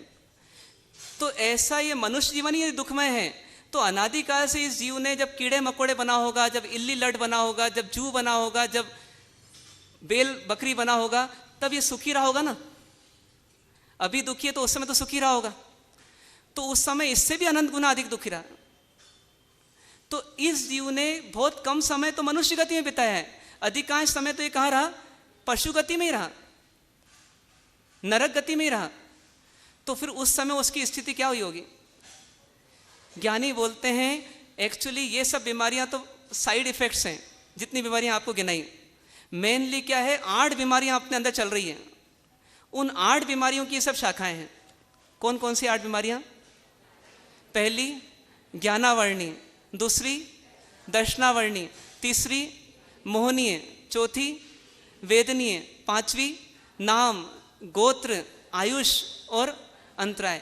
बस जितनी प्रॉब्लम्स हैं वो इसी की देन है। जितनी प्रॉब्लम्स हमारे को आ रही है जीवन में, एक व्यक्ति को कान अभी ठीक है, थोड़े समय बाद क्या हो जाता है? सुनने में दिक्कतें आती है। किससे आ गई? भैया नाम कर्म की रचना बदल गई, ज्ञानावर्णी कर्म का उदय बदल गया, कान की व्यवस्था बदल गई। अभी हेल्दी है, लेकिन क्या होता है? अचानक दुबले पे दुबला, दुबले पे दुबला होते जाता है, एकदम कमजोर पड़ जाता है। भैया असाता वेदनी कर्म का उदय आ गया। ये व्यक्ति जवानी में ही चला गया। क्या हो गया? आयुष कर्म का उदय आ गया।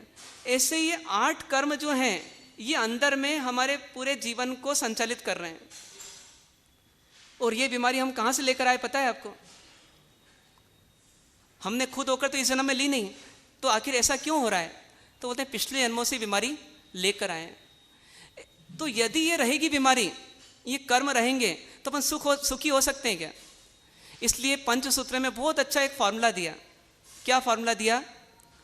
पहले तो बोला 3 सत्य बताए इस संसार के। कौन कौन से? अनाई जीवे, मतलब अब विश्व की व्यवस्था आपको जानना है ना, वो भी अपना लक्ष्य है।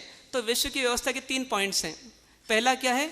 अनाई जीवे। अनाई जीवे मतलब अनादिकाल से यह जीव है, अनादिकाल से यह जीव है।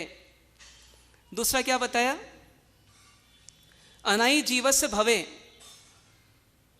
अनाई जीवस्य भवे मतलब क्या है? अनादिकाल से जीव का भव भ्रमण चल रहा है।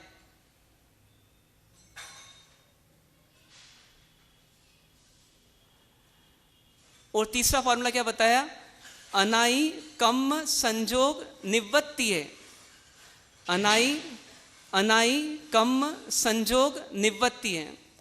तीसरा सिद्धांत क्या बताया? अनादि से जीव का कर्म के साथ संयोग है। संजोग निवृत्ति है, अनादि से जीव का कर्म के साथ संयोग है। ये 3 सत्य परमात्मा ने बताए। कौन कौन से हुए? पहला, अनादि से जीव है, मतलब कोई बोले नास्तिक व्यक्ति कि आत्मा नहीं होती, तो परमात्मा ने एक सिद्धांत दिया कि नहीं, आत्मा है, चेतना है, सोल है। दूसरा फॉर्मूला, किसने बोला कि ये जीव कर क्या रहा है आखिर अनादि से? तो जीव फुटबॉल की तरह भव भ्रमण कर रहा है। कब से? अनादि से। अनादि से जीव का भव भ्रमण मतलब जन्म जरा मरण चले जा रहा है। और तीसरा फॉर्मूला क्या दिया? अनाई कम्म संजोग निवृत्ति है, मतलब अनादि से जीव का कर्म के साथ संयोग है, कर्म रूपी बीमारी के साथ संयोग है। तो किसी ने बोला ये 3 है तो क्या है? भगवान ने बताया तो क्या होगा इससे? तो बोलते हैं इसके 3 फल हैं। क्या फल हैं? पहला बताया कि ये जो कर्म है ये क्या है? दुख रूप है। कर्म क्या है? दुख रूप है। कोई बोलेगा दुख रूप कैसे है? तो अभी आपको बीमारियां बताइए, मतलब स्वस्थ कहलाने वाले में बीमारियां हैं, तो अस्वस्थ में कितनी बीमारियां होगी सोचिए। तो स्वस्थ व्यक्ति में बीमारी क्या है? भूख की, प्यास की, बुढ़ापे की। अभी बाल सफ़ेद हो जाते हैं, आँखों की रोशनी कम हो जाती है, ये सब क्या है? ये सभी बीमारियां चल रही हैं। तो ये क्या हो गई? ये दुख रूप है ये कर्म, ये बता रहा है। मतलब एक कर्म का बंधन रहेगा यदि आपको, तो आप कभी पूर्ण सुखी हो नहीं सकते। दूसरा क्या बताया? दुख फलक। एक तो ये दुख रूप है और दूसरा दुख फलक है। दुख फलक मतलब क्या होता है? दुख का कारण है। ये कर्म क्या है? दुख का कारण है। कारण है मतलब अगले भाव में भी क्या देगा? दुख देगा। मतलब जो दुख अपने को अभी भोगना पड़ रहे हैं, कभी कभी हम सोचते ना कि इससे तो मर जाना अच्छा। भगवान, कभी कभी कुछ लोग क्या बोलते हैं कि मेरे दादाजी की तबीयत बहुत ज़्यादा खराब है, तो मैं तो रोज़ प्रार्थना ये करता हूँ कि वो जल्दी से जल्दी, क्योंकि उनका दुख मुझसे देखा नहीं जाता। लेकिन वो दादाजी क्या बीमारी से मुक्त हो जाएंगे? शरीर से मुक्त होंगे, लेकिन कर्मों से मुक्त नहीं होंगे। क्या होगा? अगले भाव में फिर दुख मिलेगा। तो इसलिए बोला ये कर्म कैसा है? दुख रूप है और दुख का कारण भी है, मतलब आगामी भाव में भी ये दुख देने वाला है। और इतना ही नहीं, तीसरा पॉइंट क्या बोला? दुखानुबंधी है। दुखानुबंधी मतलब क्या? कि ये तो दुख की परंपरा का सर्जन करने वाला है, दुख की परंपरा का निर्माण करने वाला है, मतलब भाव भाव में दुख देने वाला है। भाव भाव में ये कर्म क्या देने वाला है? ये दुख देने वाला है। मतलब वर्तमान में एक क्षण में किया गया कर्म भी वर्तमान में दुख देता है, अगले भाव में दुख देता है, और भाव भाव में भी क्या देता है? दुख देता है। इसीलिए संसार के जितने प्राणी अपने को दिखते हैं, तो जन्मते समय भी रोते हुए ही जन्मते हैं और मरते समय भी रोते हुए ही मर जाते हैं। और जिंदगी भर कभी निश्चिंतता को प्राप्त होते नहीं हैं। जैसे अपन कहें कि कोई व्यक्ति है तो बैलगाड़ी पर, लेकिन उसकी इच्छा है कि मेरे को झटके नहीं लगे। हो सकता है ना ऐसा? बैलगाड़ी पे सफ़र कर रहा है उबड़ खाबड़ रास्ते पर, और वो क्या चाह रहा है कि मेरे को झटके नहीं लगे। तो ऐसा हो सकता है कि नहीं हो सकता? बताइए। ऐसा 3 काल में भी कभी हो नहीं सकता, क्योंकि जिस पर बैठा है वही हिलता डुलता है, तो तू शांति से कैसे जा सकता है? उसी प्रकार से ज्ञानी बोलते हैं कि जब तक हमारी आत्मा कर्म पर सवार है, तब तक ये आत्मा कभी चैन से रह नहीं सकती, क्योंकि इसको कोई ना कोई परिस्थितियां, प्रतिकूलताएं, परेशानियां, समस्याएं लगी रहेगी। अपन सोचते ना कभी कभी, बस एक बार ये काम निपट जाए फिर मैं पूरा निश्चिंत हो जाऊं। सोचते हैं ऐसा कि नहीं सोचते? कभी सोचा कि नहीं सोचा? आज तक सोचा। तो कभी वो काम निपटा कि नहीं निपटा? और वो काम निपटा तो दूसरे काम आए कि नहीं आए? तो कभी ऐसी स्थिति बीच में आई क्या कि जब पुराने काम निपट गए और नए काम आए नहीं? कभी नहीं आई। सोचिए। और कभी आ सकती है क्या? कभी आ सकती है वो पोजीशन कि सब पुराने काम निपट जाएं और नए प्रॉब्लम्स आए नहीं? कभी नहीं हुआ ऐसा, और कभी हो नहीं सकता ऐसा। तो इसका मतलब मानना पड़ेगा कि जिस तरह से हम जी रहे हैं उस तरह से यदि हम जीते रहे तो आगे भी कभी हम सुखी, पूर्ण सुखी होंगे नहीं। तो क्या चाहते हैं आप पूर्ण सुखी होना? पूर्ण सुखी की परिभाषा क्या है? पूर्ण सुखी होने की परिभाषा क्या है? कैसे पहचाने ये पूर्ण सुखी है? तो पूर्ण सुखी मतलब एकदम आकुलता रहित, एकदम आकुलता रहित स्थिति। एकदम आकुलता रहित स्थिति मतलब क्या? कि कोई अंदर में तरंग ही नहीं आए, कोई वेव्स नहीं पैदा हो, कोई तरंग पैदा नहीं हो दुख की, चंचलता की। एकदम शांत धारा चलती रहे, अशांति आए नहीं। उसको क्या बोलेंगे अपन? पूर्ण सुख की अवस्था। तो ऐसी अवस्था किसकी है? ऐसी अवस्था किसकी है? तो ऐसी अवस्था हमारे परमात्मा की है। कैसे वो ऐसी अवस्था, कैसे पता पड़े ऐसी अवस्था है? तो उनके जीवन के जितने प्रसंग अपने को जानने में आते हैं उसमें हमें क्या दिखता है कि परिस्थितियां आई, लेकिन वो परिस्थितियां उनको विचलित नहीं कर सकी। तो जो विचलित नहीं हुए वो, तो क्यों विचलित नहीं हुए होंगे? किसी ने उन पर क्रोध किया तो उन्होंने क्रोध क्यों नहीं किया? तो कारण क्या था कि वो बिल्कुल अंदर में कैसे थे? एकदम निराकुल थे, एकदम निश्चिंत थे। ऐसी अवस्था सिर्फ और सिर्फ इस पूरे जगत में यदि वर्तमान निमित्त जो हमको मिले हैं उनमें देखने को मिलती है, तो सिर्फ अरिहंत परमात्मा के कथाओं से और उनकी प्रतिमा के माध्यम से हमको मिलती है। उनकी प्रतिमा भी क्या बताती है कि वो कैसे बैठे हैं। अपन बोलते हैं ध्यान मुद्रा में, कोई बोलते हैं कायोत्सर्ग मुद्रा में, कोई बोलते हैं जिन मुद्रा में है, लेकिन ये सब मुद्राएं तो बाद में आई हैं। पहले भीतर की निराकुलता इतनी बढ़ गई कि हाथ हिलाने की भी जरूरत नहीं पड़ी। बड़े मार साहब कई बार कहते हैं कि हाथ पे हाथ रखकर कौन बैठ सकता है? हाथ पे हाथ रखकर कौन बैठ सकता है? जो पूरा निश्चिंत है। क्योंकि जिसमें कुछ चिंता होगी वो हाथ पे हाथ रख के बैठ सकता है क्या? वो दूसरे को भी नहीं बैठने देगा, वो दूसरे को भी नहीं बैठने देगा। हाथ पे हाथ रख करके वही बैठ सकता है जो पूर्ण निश्चिंत हो गया है। और हमारे अरिहंत परमात्मा की प्रतिमा हमेशा कैसी मिलती है हमारे को? एकदम स्थिर, एकदम निराकुल, एकदम निश्चिंत। और फिर उनके जीवन के प्रसंग भी वही बोलते हैं। कानों में कीलें ठोकी, कोई प्रतिक्रिया नहीं है।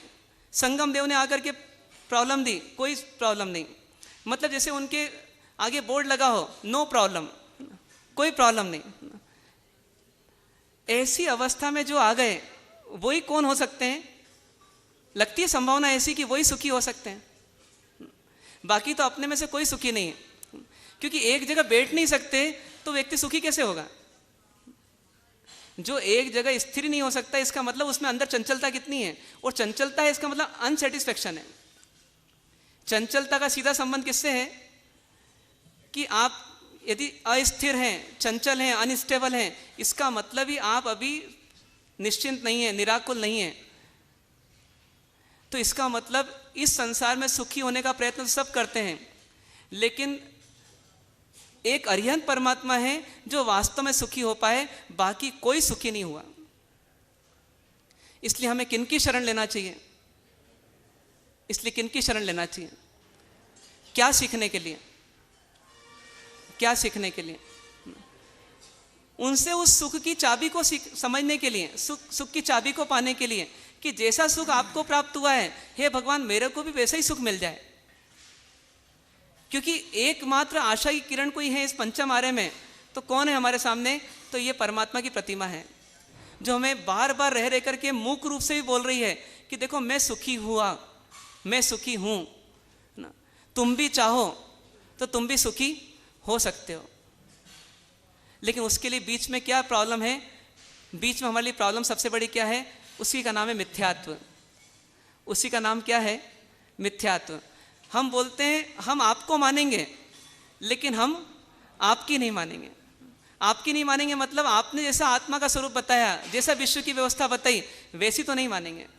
बस ये मिथ्यात्व जो है हमें परमात्मा के प्रति समर्पित नहीं होने देता, और परमात्मा के जीवन को अपने जीवन के रूप में परिवर्तित नहीं होने देता।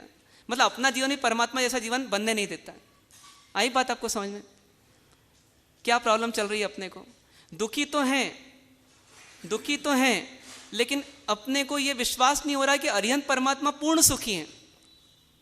उनका जीवन हमको खोल खोल करके हर साल कल्पसूत्र के माध्यम से बताया जा रहा है, लेकिन हमको विश्वास ही नहीं होता कि ऐसे भी सुखी हुआ जा सकता है। वो संसार से निवृत्त होते गए और वो सुखी होते गए, तो ऐसा भी सुखी हुआ जा सकता है क्या? ऐसा सुखी हुआ जा सकता है? मतलब टीवी छोड़ दो और सुखी हो जाओ, ऐसा हो सकता है क्या? आप बोलेंगे टीवी देखकर सुखी नहीं हो पा रहे तो टीवी छोड़ के कैसे सुखी होंगे? लेकिन यही राज है, यही मर्म है। कहते हैं छूटे देहाध्यास तो नहीं करता तू कर्म, नहीं भोगता तू तेहनो एज धर्म नो मर्म। एज धर्म थी मोक्ष छे, तू छो मोक्ष स्वरूप, अनंत दर्शन ज्ञान तू अव्याभास स्वरूप। ये जब तक तेरे अंदर में कर्तापना है, भोक्तापना है, तू दूसरे से जुड़ रहा है, दूसरे से आसक्ति कर रहा है, तब तक तेरा सुख रुका हुआ है। और जब तू इनसे संबंध तोड़ता है, तब तू क्या होता है? धर्म के मर्म तक पहुंच जाता है, और मर्म तक पहुंचता है तो तू सुखी हो जाता है। अरिहंत परमात्मा के जीवन का राज क्या है? यही राज है। निवृत्त होते गए संसार से तो सुखी होते गए। हम बोल रहे हैं प्रवृत्ति बढ़ाते जाओ तो अपन सुखी हो जाएंगे। एक दुकान की 4 दुकान कर लेंगे तो 4 गुना अधिक क्या हो जाएंगे? सुखी। ऐसी कल्पना करते हैं और हो जाते कैसे हैं? दुखी। पहले व्यक्ति क्या बोलता है शादी के पहले? इतना ही बोलता है बस शादी कर लूंगा तो क्या हो जाऊंगा? सुखी हो जाऊंगा। शादी होने के साल, 2 साल, 3 साल में क्या बोलता है? इससे तो सुखी नहीं हुआ, लेकिन कोई छोटी बच्ची आ जाएगी, बच्चा आ जाएगा ना, तो उससे सुखी हो जाऊंगा। फिर क्या करता है? फिर उसको लेकर आता है, सुखी होने के लिए लाता है ना। अब क्या होता है? पहले एक से दुखी था, जैसे ही वो टिंगू पिंगू दोनों पैदा हो गए, अब क्या होता है? सुख बढ़ता है कि दुख बढ़ता है? फिर क्या बोलते हैं? मतलब पत्नी तो थोड़ी सीधी हो गई अब, लेकिन ये दोनों बहुत तंग करते हैं। अब क्या हो गया? प्रॉब्लम दूसरी हो गई। फिर क्या हुआ? वो दोनों थोड़े बड़े हुए, अब उनके दुख से मुक्त होने के लिए क्या करना? 2 और ले आओ इनके लिए। क्या करो? इनके लिए 2 और ले आओ, तो फिर क्या हो जाएगा? फिर अपन इनका दुख वो मोल ले लेंगी जो आएंगी, तो मैं इनके दुख से मुक्त हो जाऊंगा। पता पड़ा क्या हो गया? वो 1 गुना था, उसका 2 गुना किया, और 2 गुने का क्या हो गया? 4 गुना हो गया। अब ये 4 आ गए, फिर क्या बोलते हैं? ये तो मेरे को कुछ पूछते नहीं है, तो क्या करो? बहू से बोलते हैं अब जल्दी से जल्दी अपने घर में क्या आना चाहिए? पोते पोती आने चाहिए, जिससे वो आ जाएंगे ना, तो फिर तुम्हारे दुख से मैं क्या हो जाऊंगा? मुक्त हो जाऊंगा। और वो पोते पोती जैसे ही आते हैं फिर क्या होता है, इन दोनों से तो इनका बाप अच्छा था, ऐसा बोलते हैं, है ना। मतलब ये क्या हुआ, एक व्यक्ति अकेला था, उसने क्या करा, पहले एक को कंधे पे बिठाया तो उससे कौन आ गए, दो और आ गए, एक सिर पे चढ़ गया और एक दूसरे कंधे पे बैठ गया। फिर उन दो से क्या करा, फिर दो को और बढ़ा लिया, ऐसे ये मटकी फोड़ जैसा क्या हो गया, है ना। ये पूरा अपना संसार चलता रहता है, ये संसार की हकीकत है। मतलब हमारा मिथ्यात्व क्या है, हम संसार बढ़ा करके सुख पाने की अभिलाषा करते हैं। और परमात्मा का सम्यक्त क्या है, परमात्मा बोलते हैं संसार से निवृत्त होते जाओ, सुखी होते जाओगे। जचती है बात अपने को, जचती है। निवृत्ति में सुख है, संसार से निवृत्ति में। ऐसा नहीं कि डल होकर के बैठ जाना, डल होकर के बैठना निवृत्ति नहीं है। संसार से फ्री होते जाओ, इच्छाओं से, आकांक्षाओं से, तृष्णाओं से, तो अपन सुखी होते आएंगे। और अपन क्या मानते हैं, नहीं संसार बढ़ाएंगे तो फिर क्या होगा, जितना इतना परिवार बढ़ाते जाएंगे उतना उतना दुख क्या होते जाएगा, बढ़ते जाएगा। बढ़ता नहीं है बल्कि बढ़ता जाता है। होता है ना ऐसा कि नहीं होता? जितना जीवन अभी तक देखा उसमें तो ऐसे ही लगता है ना, कि नहीं लगता? बताइए, बोलिए डॉक्टर साहब। लगता है, पर फिर भी क्या होता है, अब भविष्य में क्या सॉल्यूशन, तो भविष्य में लगता है कि अब थोड़ा तो और बढ़ा ही लेंगे अपन, थोड़ा क्या होगा, फिर पूरे फ्री हो जाएंगे एक साथ। वो कभी फ्री होंगे नहीं अपन। ऐसी हमारी सबकी स्थितियां हैं, यही मिथ्यात्व है। तो यहाँ पर हमारे को यदि सम्यक्त की ओर बढ़ना है तो सबसे पहला काम क्या करना पड़ेगा, मैं दुखी हूँ, इस सत्य को क्या करना पड़ेगा, मानना पड़ेगा। दूसरी बात क्या करना पड़ेगी कि अब सुखी कौन है ये भी तय करना पड़ेगा। तो सुखी कौन है, सुखी कौन है, अरिहंत परमात्मा। सुखी कौन है, अरिहंत परमात्मा। तो सुख का मार्ग कौन बता सकते हैं, अरिहंत परमात्मा ही बता सकते हैं। और अब यदि अरिहंत परमात्मा नहीं मिले तो फिर कौन बता सकता है, तो उनके शास्त्र बता सकते हैं, उनके ग्रंथ बता सकते हैं जिसमें उन्हीं का उपदेश लिखा हुआ है, उसमें छिपे हुए हैं वो मर्म, बस हमको खोजना पड़ेंगे। सीधी सीधी बात है, डिक्शनरी में सब वर्ड्स के मीनिंग्स हैं, लेकिन कोई बोले कि मैंने डिक्शनरी के पन्ने पलटा है मुझे मिला ही नहीं, इसका मतलब डिक्शनरी में है ही नहीं, तो भैया आपने पन्ने सही नहीं पलटा है। तो उसी प्रकार से यदि अरिहंत परमात्मा नहीं है तो कोई बात नहीं, उनकी प्रतिमा है तो भी काम नहीं हो, कोई बात नहीं। उनकी वाणी जो है वो हमें किस में मिल जाती है, शास्त्रों में, उसी को हम क्या मान लेते हैं, धर्म मान लेते हैं। तो ये धर्म भी हमारे लिए क्या हो गया, धर्म भी हमारे लिए क्या हो गया, सुखी होने का उपाय बताने वाला एक माध्यम हो गया। तो हमारे लिए दो आदर्श हो गए, कौन कौन से, अरिहंत परमात्मा और वीतराग धर्म। एक तीसरी चीज और चाहिए हमारे को कि धर्म शास्त्रों की जो वाणी है वो हमें सीधे सीधे समझ में नहीं आती है, तो हमें एक तीसरा माध्यम और चाहिए। वो कौन है, वो सद्गुरु हैं, वो गुरु हैं। क्यों, क्योंकि गुरु भी वास्तव में उसी मार्ग के पथिक हैं जिस मार्ग पर पहले कौन चले हैं, परमात्मा चले हैं। तो हमारे भीतर में इन तीन के प्रति श्रद्धा पैदा होनी चाहिए। किन तीन के प्रति, देव यानी अरिहंत परमात्मा, गुरु यानी सद्गुरु, और धर्म यानी वीतराग धर्म। ये तीन के प्रति हमें क्या होना चाहिए, श्रद्धा पैदा होनी चाहिए। पर इन तीन से कौन जुड़ता है वो हमेशा ध्यान रखना है, जो संसार से थकता है। जो संसार से नहीं थकता, जिसका ये निर्णय नहीं हुआ कि संसार में मैं कितनी मेहनत क्यों ना कर लूं मैं सुखी नहीं हो पाऊंगा, ये जिसका निर्णय नहीं हुआ, वह व्यक्ति वास्तव में इनकी ओर झुकाव रख ही नहीं पाता। कितने ही लोग इस संसार में बहुत दुखी हो करके जीवन जीते हैं, बहुत दुखी होते हैं, लेकिन फिर ये मंदिर नहीं आते, उपाश्रय नहीं आते, स्थानक नहीं जाते, प्रवचन नहीं सुनते, स्वाध्याय नहीं करते, धर्म ध्यान नहीं करते। कारण क्या है, कारण क्या है, उनको ये निर्णय नहीं हुआ कि मैं वहां तो सुखी नहीं हुआ लेकिन यहां सुखी हो जाऊंगा। मतलब यहां से जुड़ने वाले में दो लक्षण चाहिए। पहला लक्षण तो क्या चाहिए कि संसार में जिस तरह से मैं जीवन जी रहा हूं उस तरह से सुखी नहीं हो सकता। हुआ नहीं है तो ठीक है, हो नहीं रहा हूं ये भी ठीक है, लेकिन वहां तक पहुंचना पड़ेगा, हो भी नहीं सकता। मतलब तीन काल में भी संसार में आज तक कोई सुखी हुआ नहीं और कोई होगा नहीं। ये पहला निर्णय होना चाहिए। और दूसरा निर्णय होना चाहिए कि ये अरिहंत परमात्मा ही जो हैं और इनके पथ पे चलने वाला जो धर्म है बताने वाला, और इस धर्म के मार्ग पर चलने वाले जो मुनिजन हैं, यही मुझे सच्चा मार्ग बता सकते हैं जिससे मैं सुख को प्राप्त हो जाऊं। ये निर्णय हमारे को 2 निर्णय करना पड़ेंगे। मतलब सम्यक दर्शन की शुरुआत कहाँ से होगी? यहाँ से होगी। इसके लिए जीवन को देखना प्रारंभ करें उसी दृष्टि से, जीवन को देखना प्रारंभ करें उसी दृष्टि से। आपको 5-10 मिनट का समय देते हैं, 5-10 मिनट का समय देते हैं आपको। सिर्फ आप अपनी कॉपी पेन लेकर के बैठें,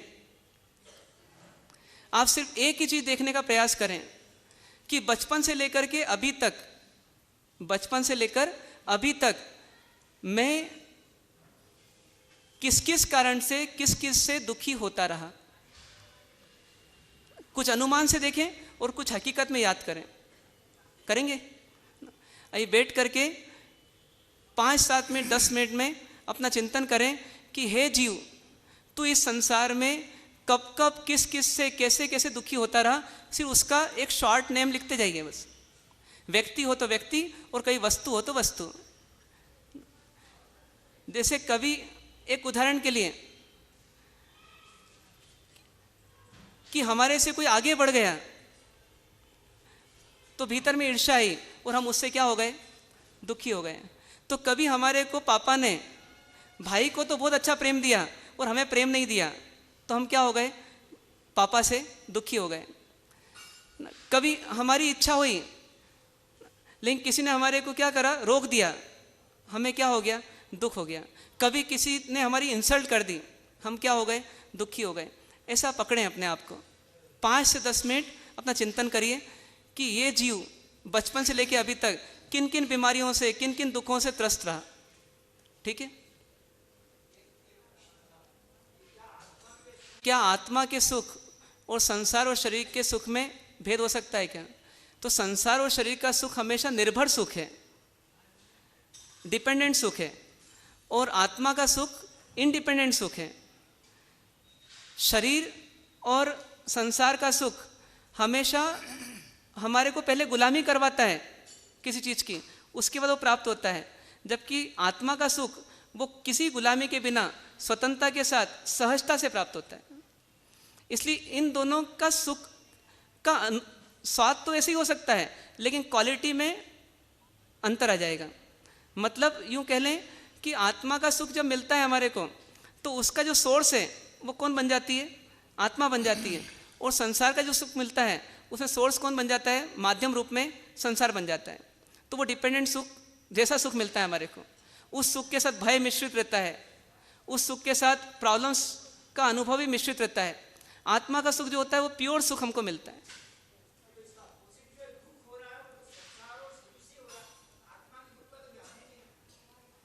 संसार और शरीर के निमित्त से हमको दुख हो रहा है। हाँ, वही लिखेंगे आप। तो जो भी आप दुखी हुए, वो हुए तो भीतर में दुखी, लेकिन वो कौन कौन से ऐसे केसेस से जब अपन दुखी हुए, जैसे किसी बहू को कभी सुसाइड करने की इच्छा हो गई, कभी वो जल गई, कभी कुछ हुआ, कभी कुछ हुआ, तो उस समय इस जीव ने दुखी होकर के समय बिताया या सुखी होकर के बिताया? तो दुखी होकर के समय बिताया। तो उन दुख के अवसरों को अपने को याद करना, जिससे अपने को एक निर्णय करना कि ये जीव जन्म से लेकर अभी तक दुखी रहा कहीं ना कहीं, कैसे ना कैसे। ठीक है ना? अभी इसने जो भी सुख लिया बाहर का ही लिया, पर उस सुख में ही प्रॉब्लम्स आती गई। तो उसको लिखे वो कि अपन कब कब कहाँ कहाँ कैसे कैसे दुखी हुए। किसी का सहयोग, किसी का वियोग, ऐसे चलता रहा या नहीं चलता रहा, तो उस समय अपन दुखी हुए कि सुखी हुए ना, इस प्रकार लिखें 5-10 मिनट। हाँ,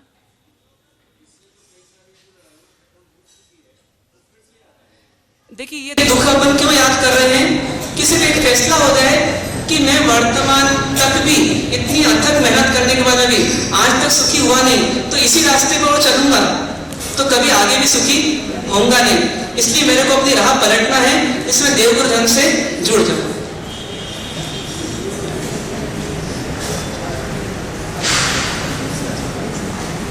लिखा है। क्या लगता है आपको, दुख के अवसर आए आपको या नहीं आए? नहीं आए? आए? अधिक दुख के अवसर आए या नहीं आए?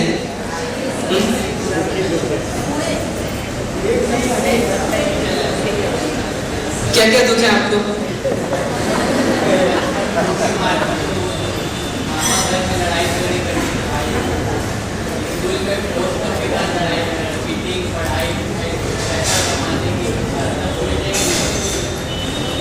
ये तो आपको कुछ याद आए होंगे ना, बाकी ऐसे और कहीं आए होंगे, बीते होंगे कहीं। ये जीव 3 प्रकार से दुखी होता है, उसको नोट कर लीजिएगा। एक तो संयोगों से दुखी होता है। पहला किससे दुखी होता है? संयोगों से। चाहता है कि अनुकूल सहयोग मिले हमेशा, और मिल जाते हैं कौन से सहयोग? प्रतिकूल सहयोग मिल जाते हैं। फिर प्रतिकूल सहयोगों से संघर्ष करता रहता है, लेकिन उदय लिखा हुआ है कि उसी में जीना है, तो बच भी नहीं पाता, न उन सहयोगों को छोड़ पाता है और न उनको रख पाता है, जीना ही पड़ता है। जैसे परिवार का सदस्य मिल गया कोई, पड़ोसी मिल गया कोई, नौकर मिल गया कोई, ये सहयोगों से पीड़ित रहता है। हर व्यक्ति क्या चाहता है परिवार में कि मेरी इच्छा है सब सेट हो जाएं। तो दुनिया में आज तक कभी कोई ऐसा व्यक्ति हुआ कि जिसकी इच्छा से सहयोग पूरे सेट हुए हो? आज तक कोई ऐसा व्यक्ति हुआ कि जिसकी इच्छा से पूरा का पूरा संसार सेट हो जाए? यदि ये छूट मिल भी जाए किसी व्यक्ति को, तो एक प्रश्न उठेगा किसको छूट दी जाए, क्योंकि हर व्यक्ति अपनी इच्छा से पूरे संसार को सेट करना चाहता है। तो यदि सभी व्यक्तियों को ये छूट दे दी जाए तो क्या स्थिति बनेगी? कभी वो संभव ही नहीं है। 4 लोग हैं, चारों ये चाहते हैं कि मेरी इच्छा से तीनों चलें। यदि चारों को छूट दे भी दे, कोई भगवान आ जाए और छूट दे दें, चारों को दे दें, तो फिर भी आपस में क्या चलते रहेंगे? झगड़े ही चलते रहेंगे। क्योंकि अपन क्या चाह रहे हैं? अपनी सीमा से अधिक अपन दूसरे को सेट करना चाह रहे हैं।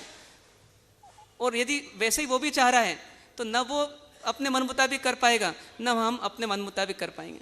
तो पहली बात है कि आज तक इस जीव ने सहयोगों को बहुत सेट किया। सहयोग मतलब सराउंडिंग। तो सराउंडिंग को बहुत सेट किया, लेकिन सराउंडिंग कभी भी सेट होती नहीं है। फिर दूसरा दुख किसका चलता रहता है इस जीव को? शरीर का दुख चलता रहता है।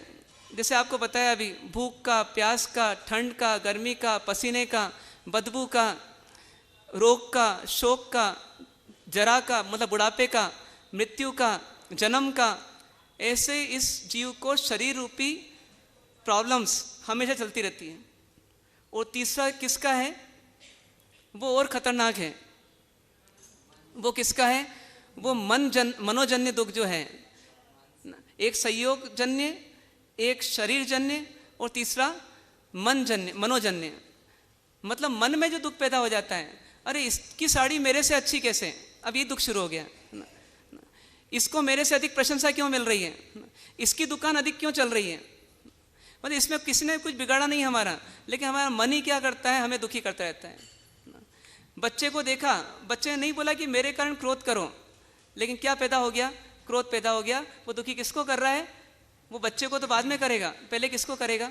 स्वयं को करेगा।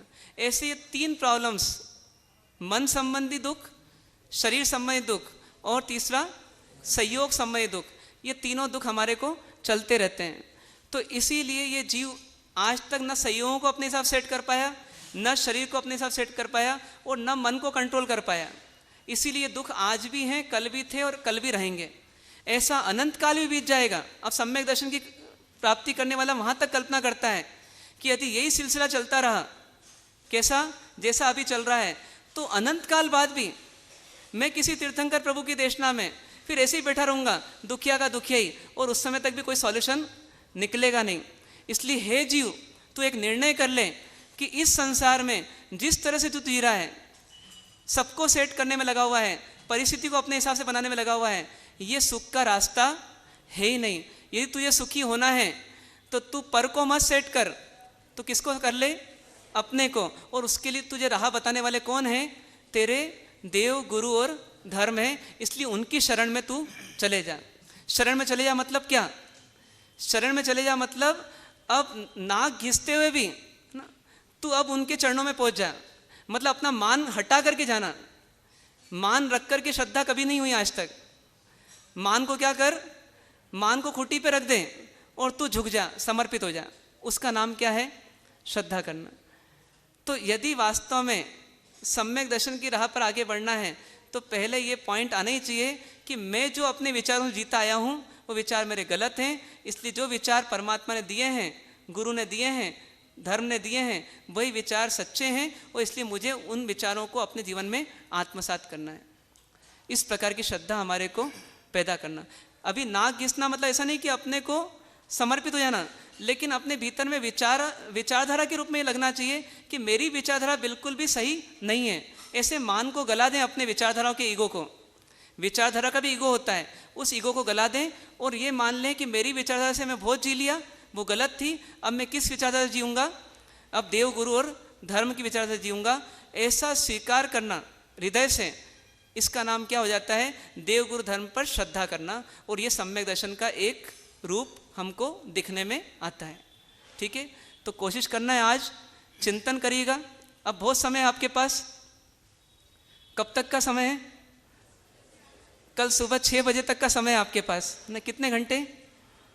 14 घंटे हैं आपके पास। एक गीतिका सुनेंगे थोड़ी शॉर्ट में और उसके बाद 14 घंटे का पूरा समय है। 14 घंटे में हमें क्या करना है? जितना सुना है उसी का चिंतन करें। और महाराज साहब कल क्या बता सकते हैं, कल क्या विषय आ सकता है, उसकी भी कल्पना करें, उसका भी चिंतन करें।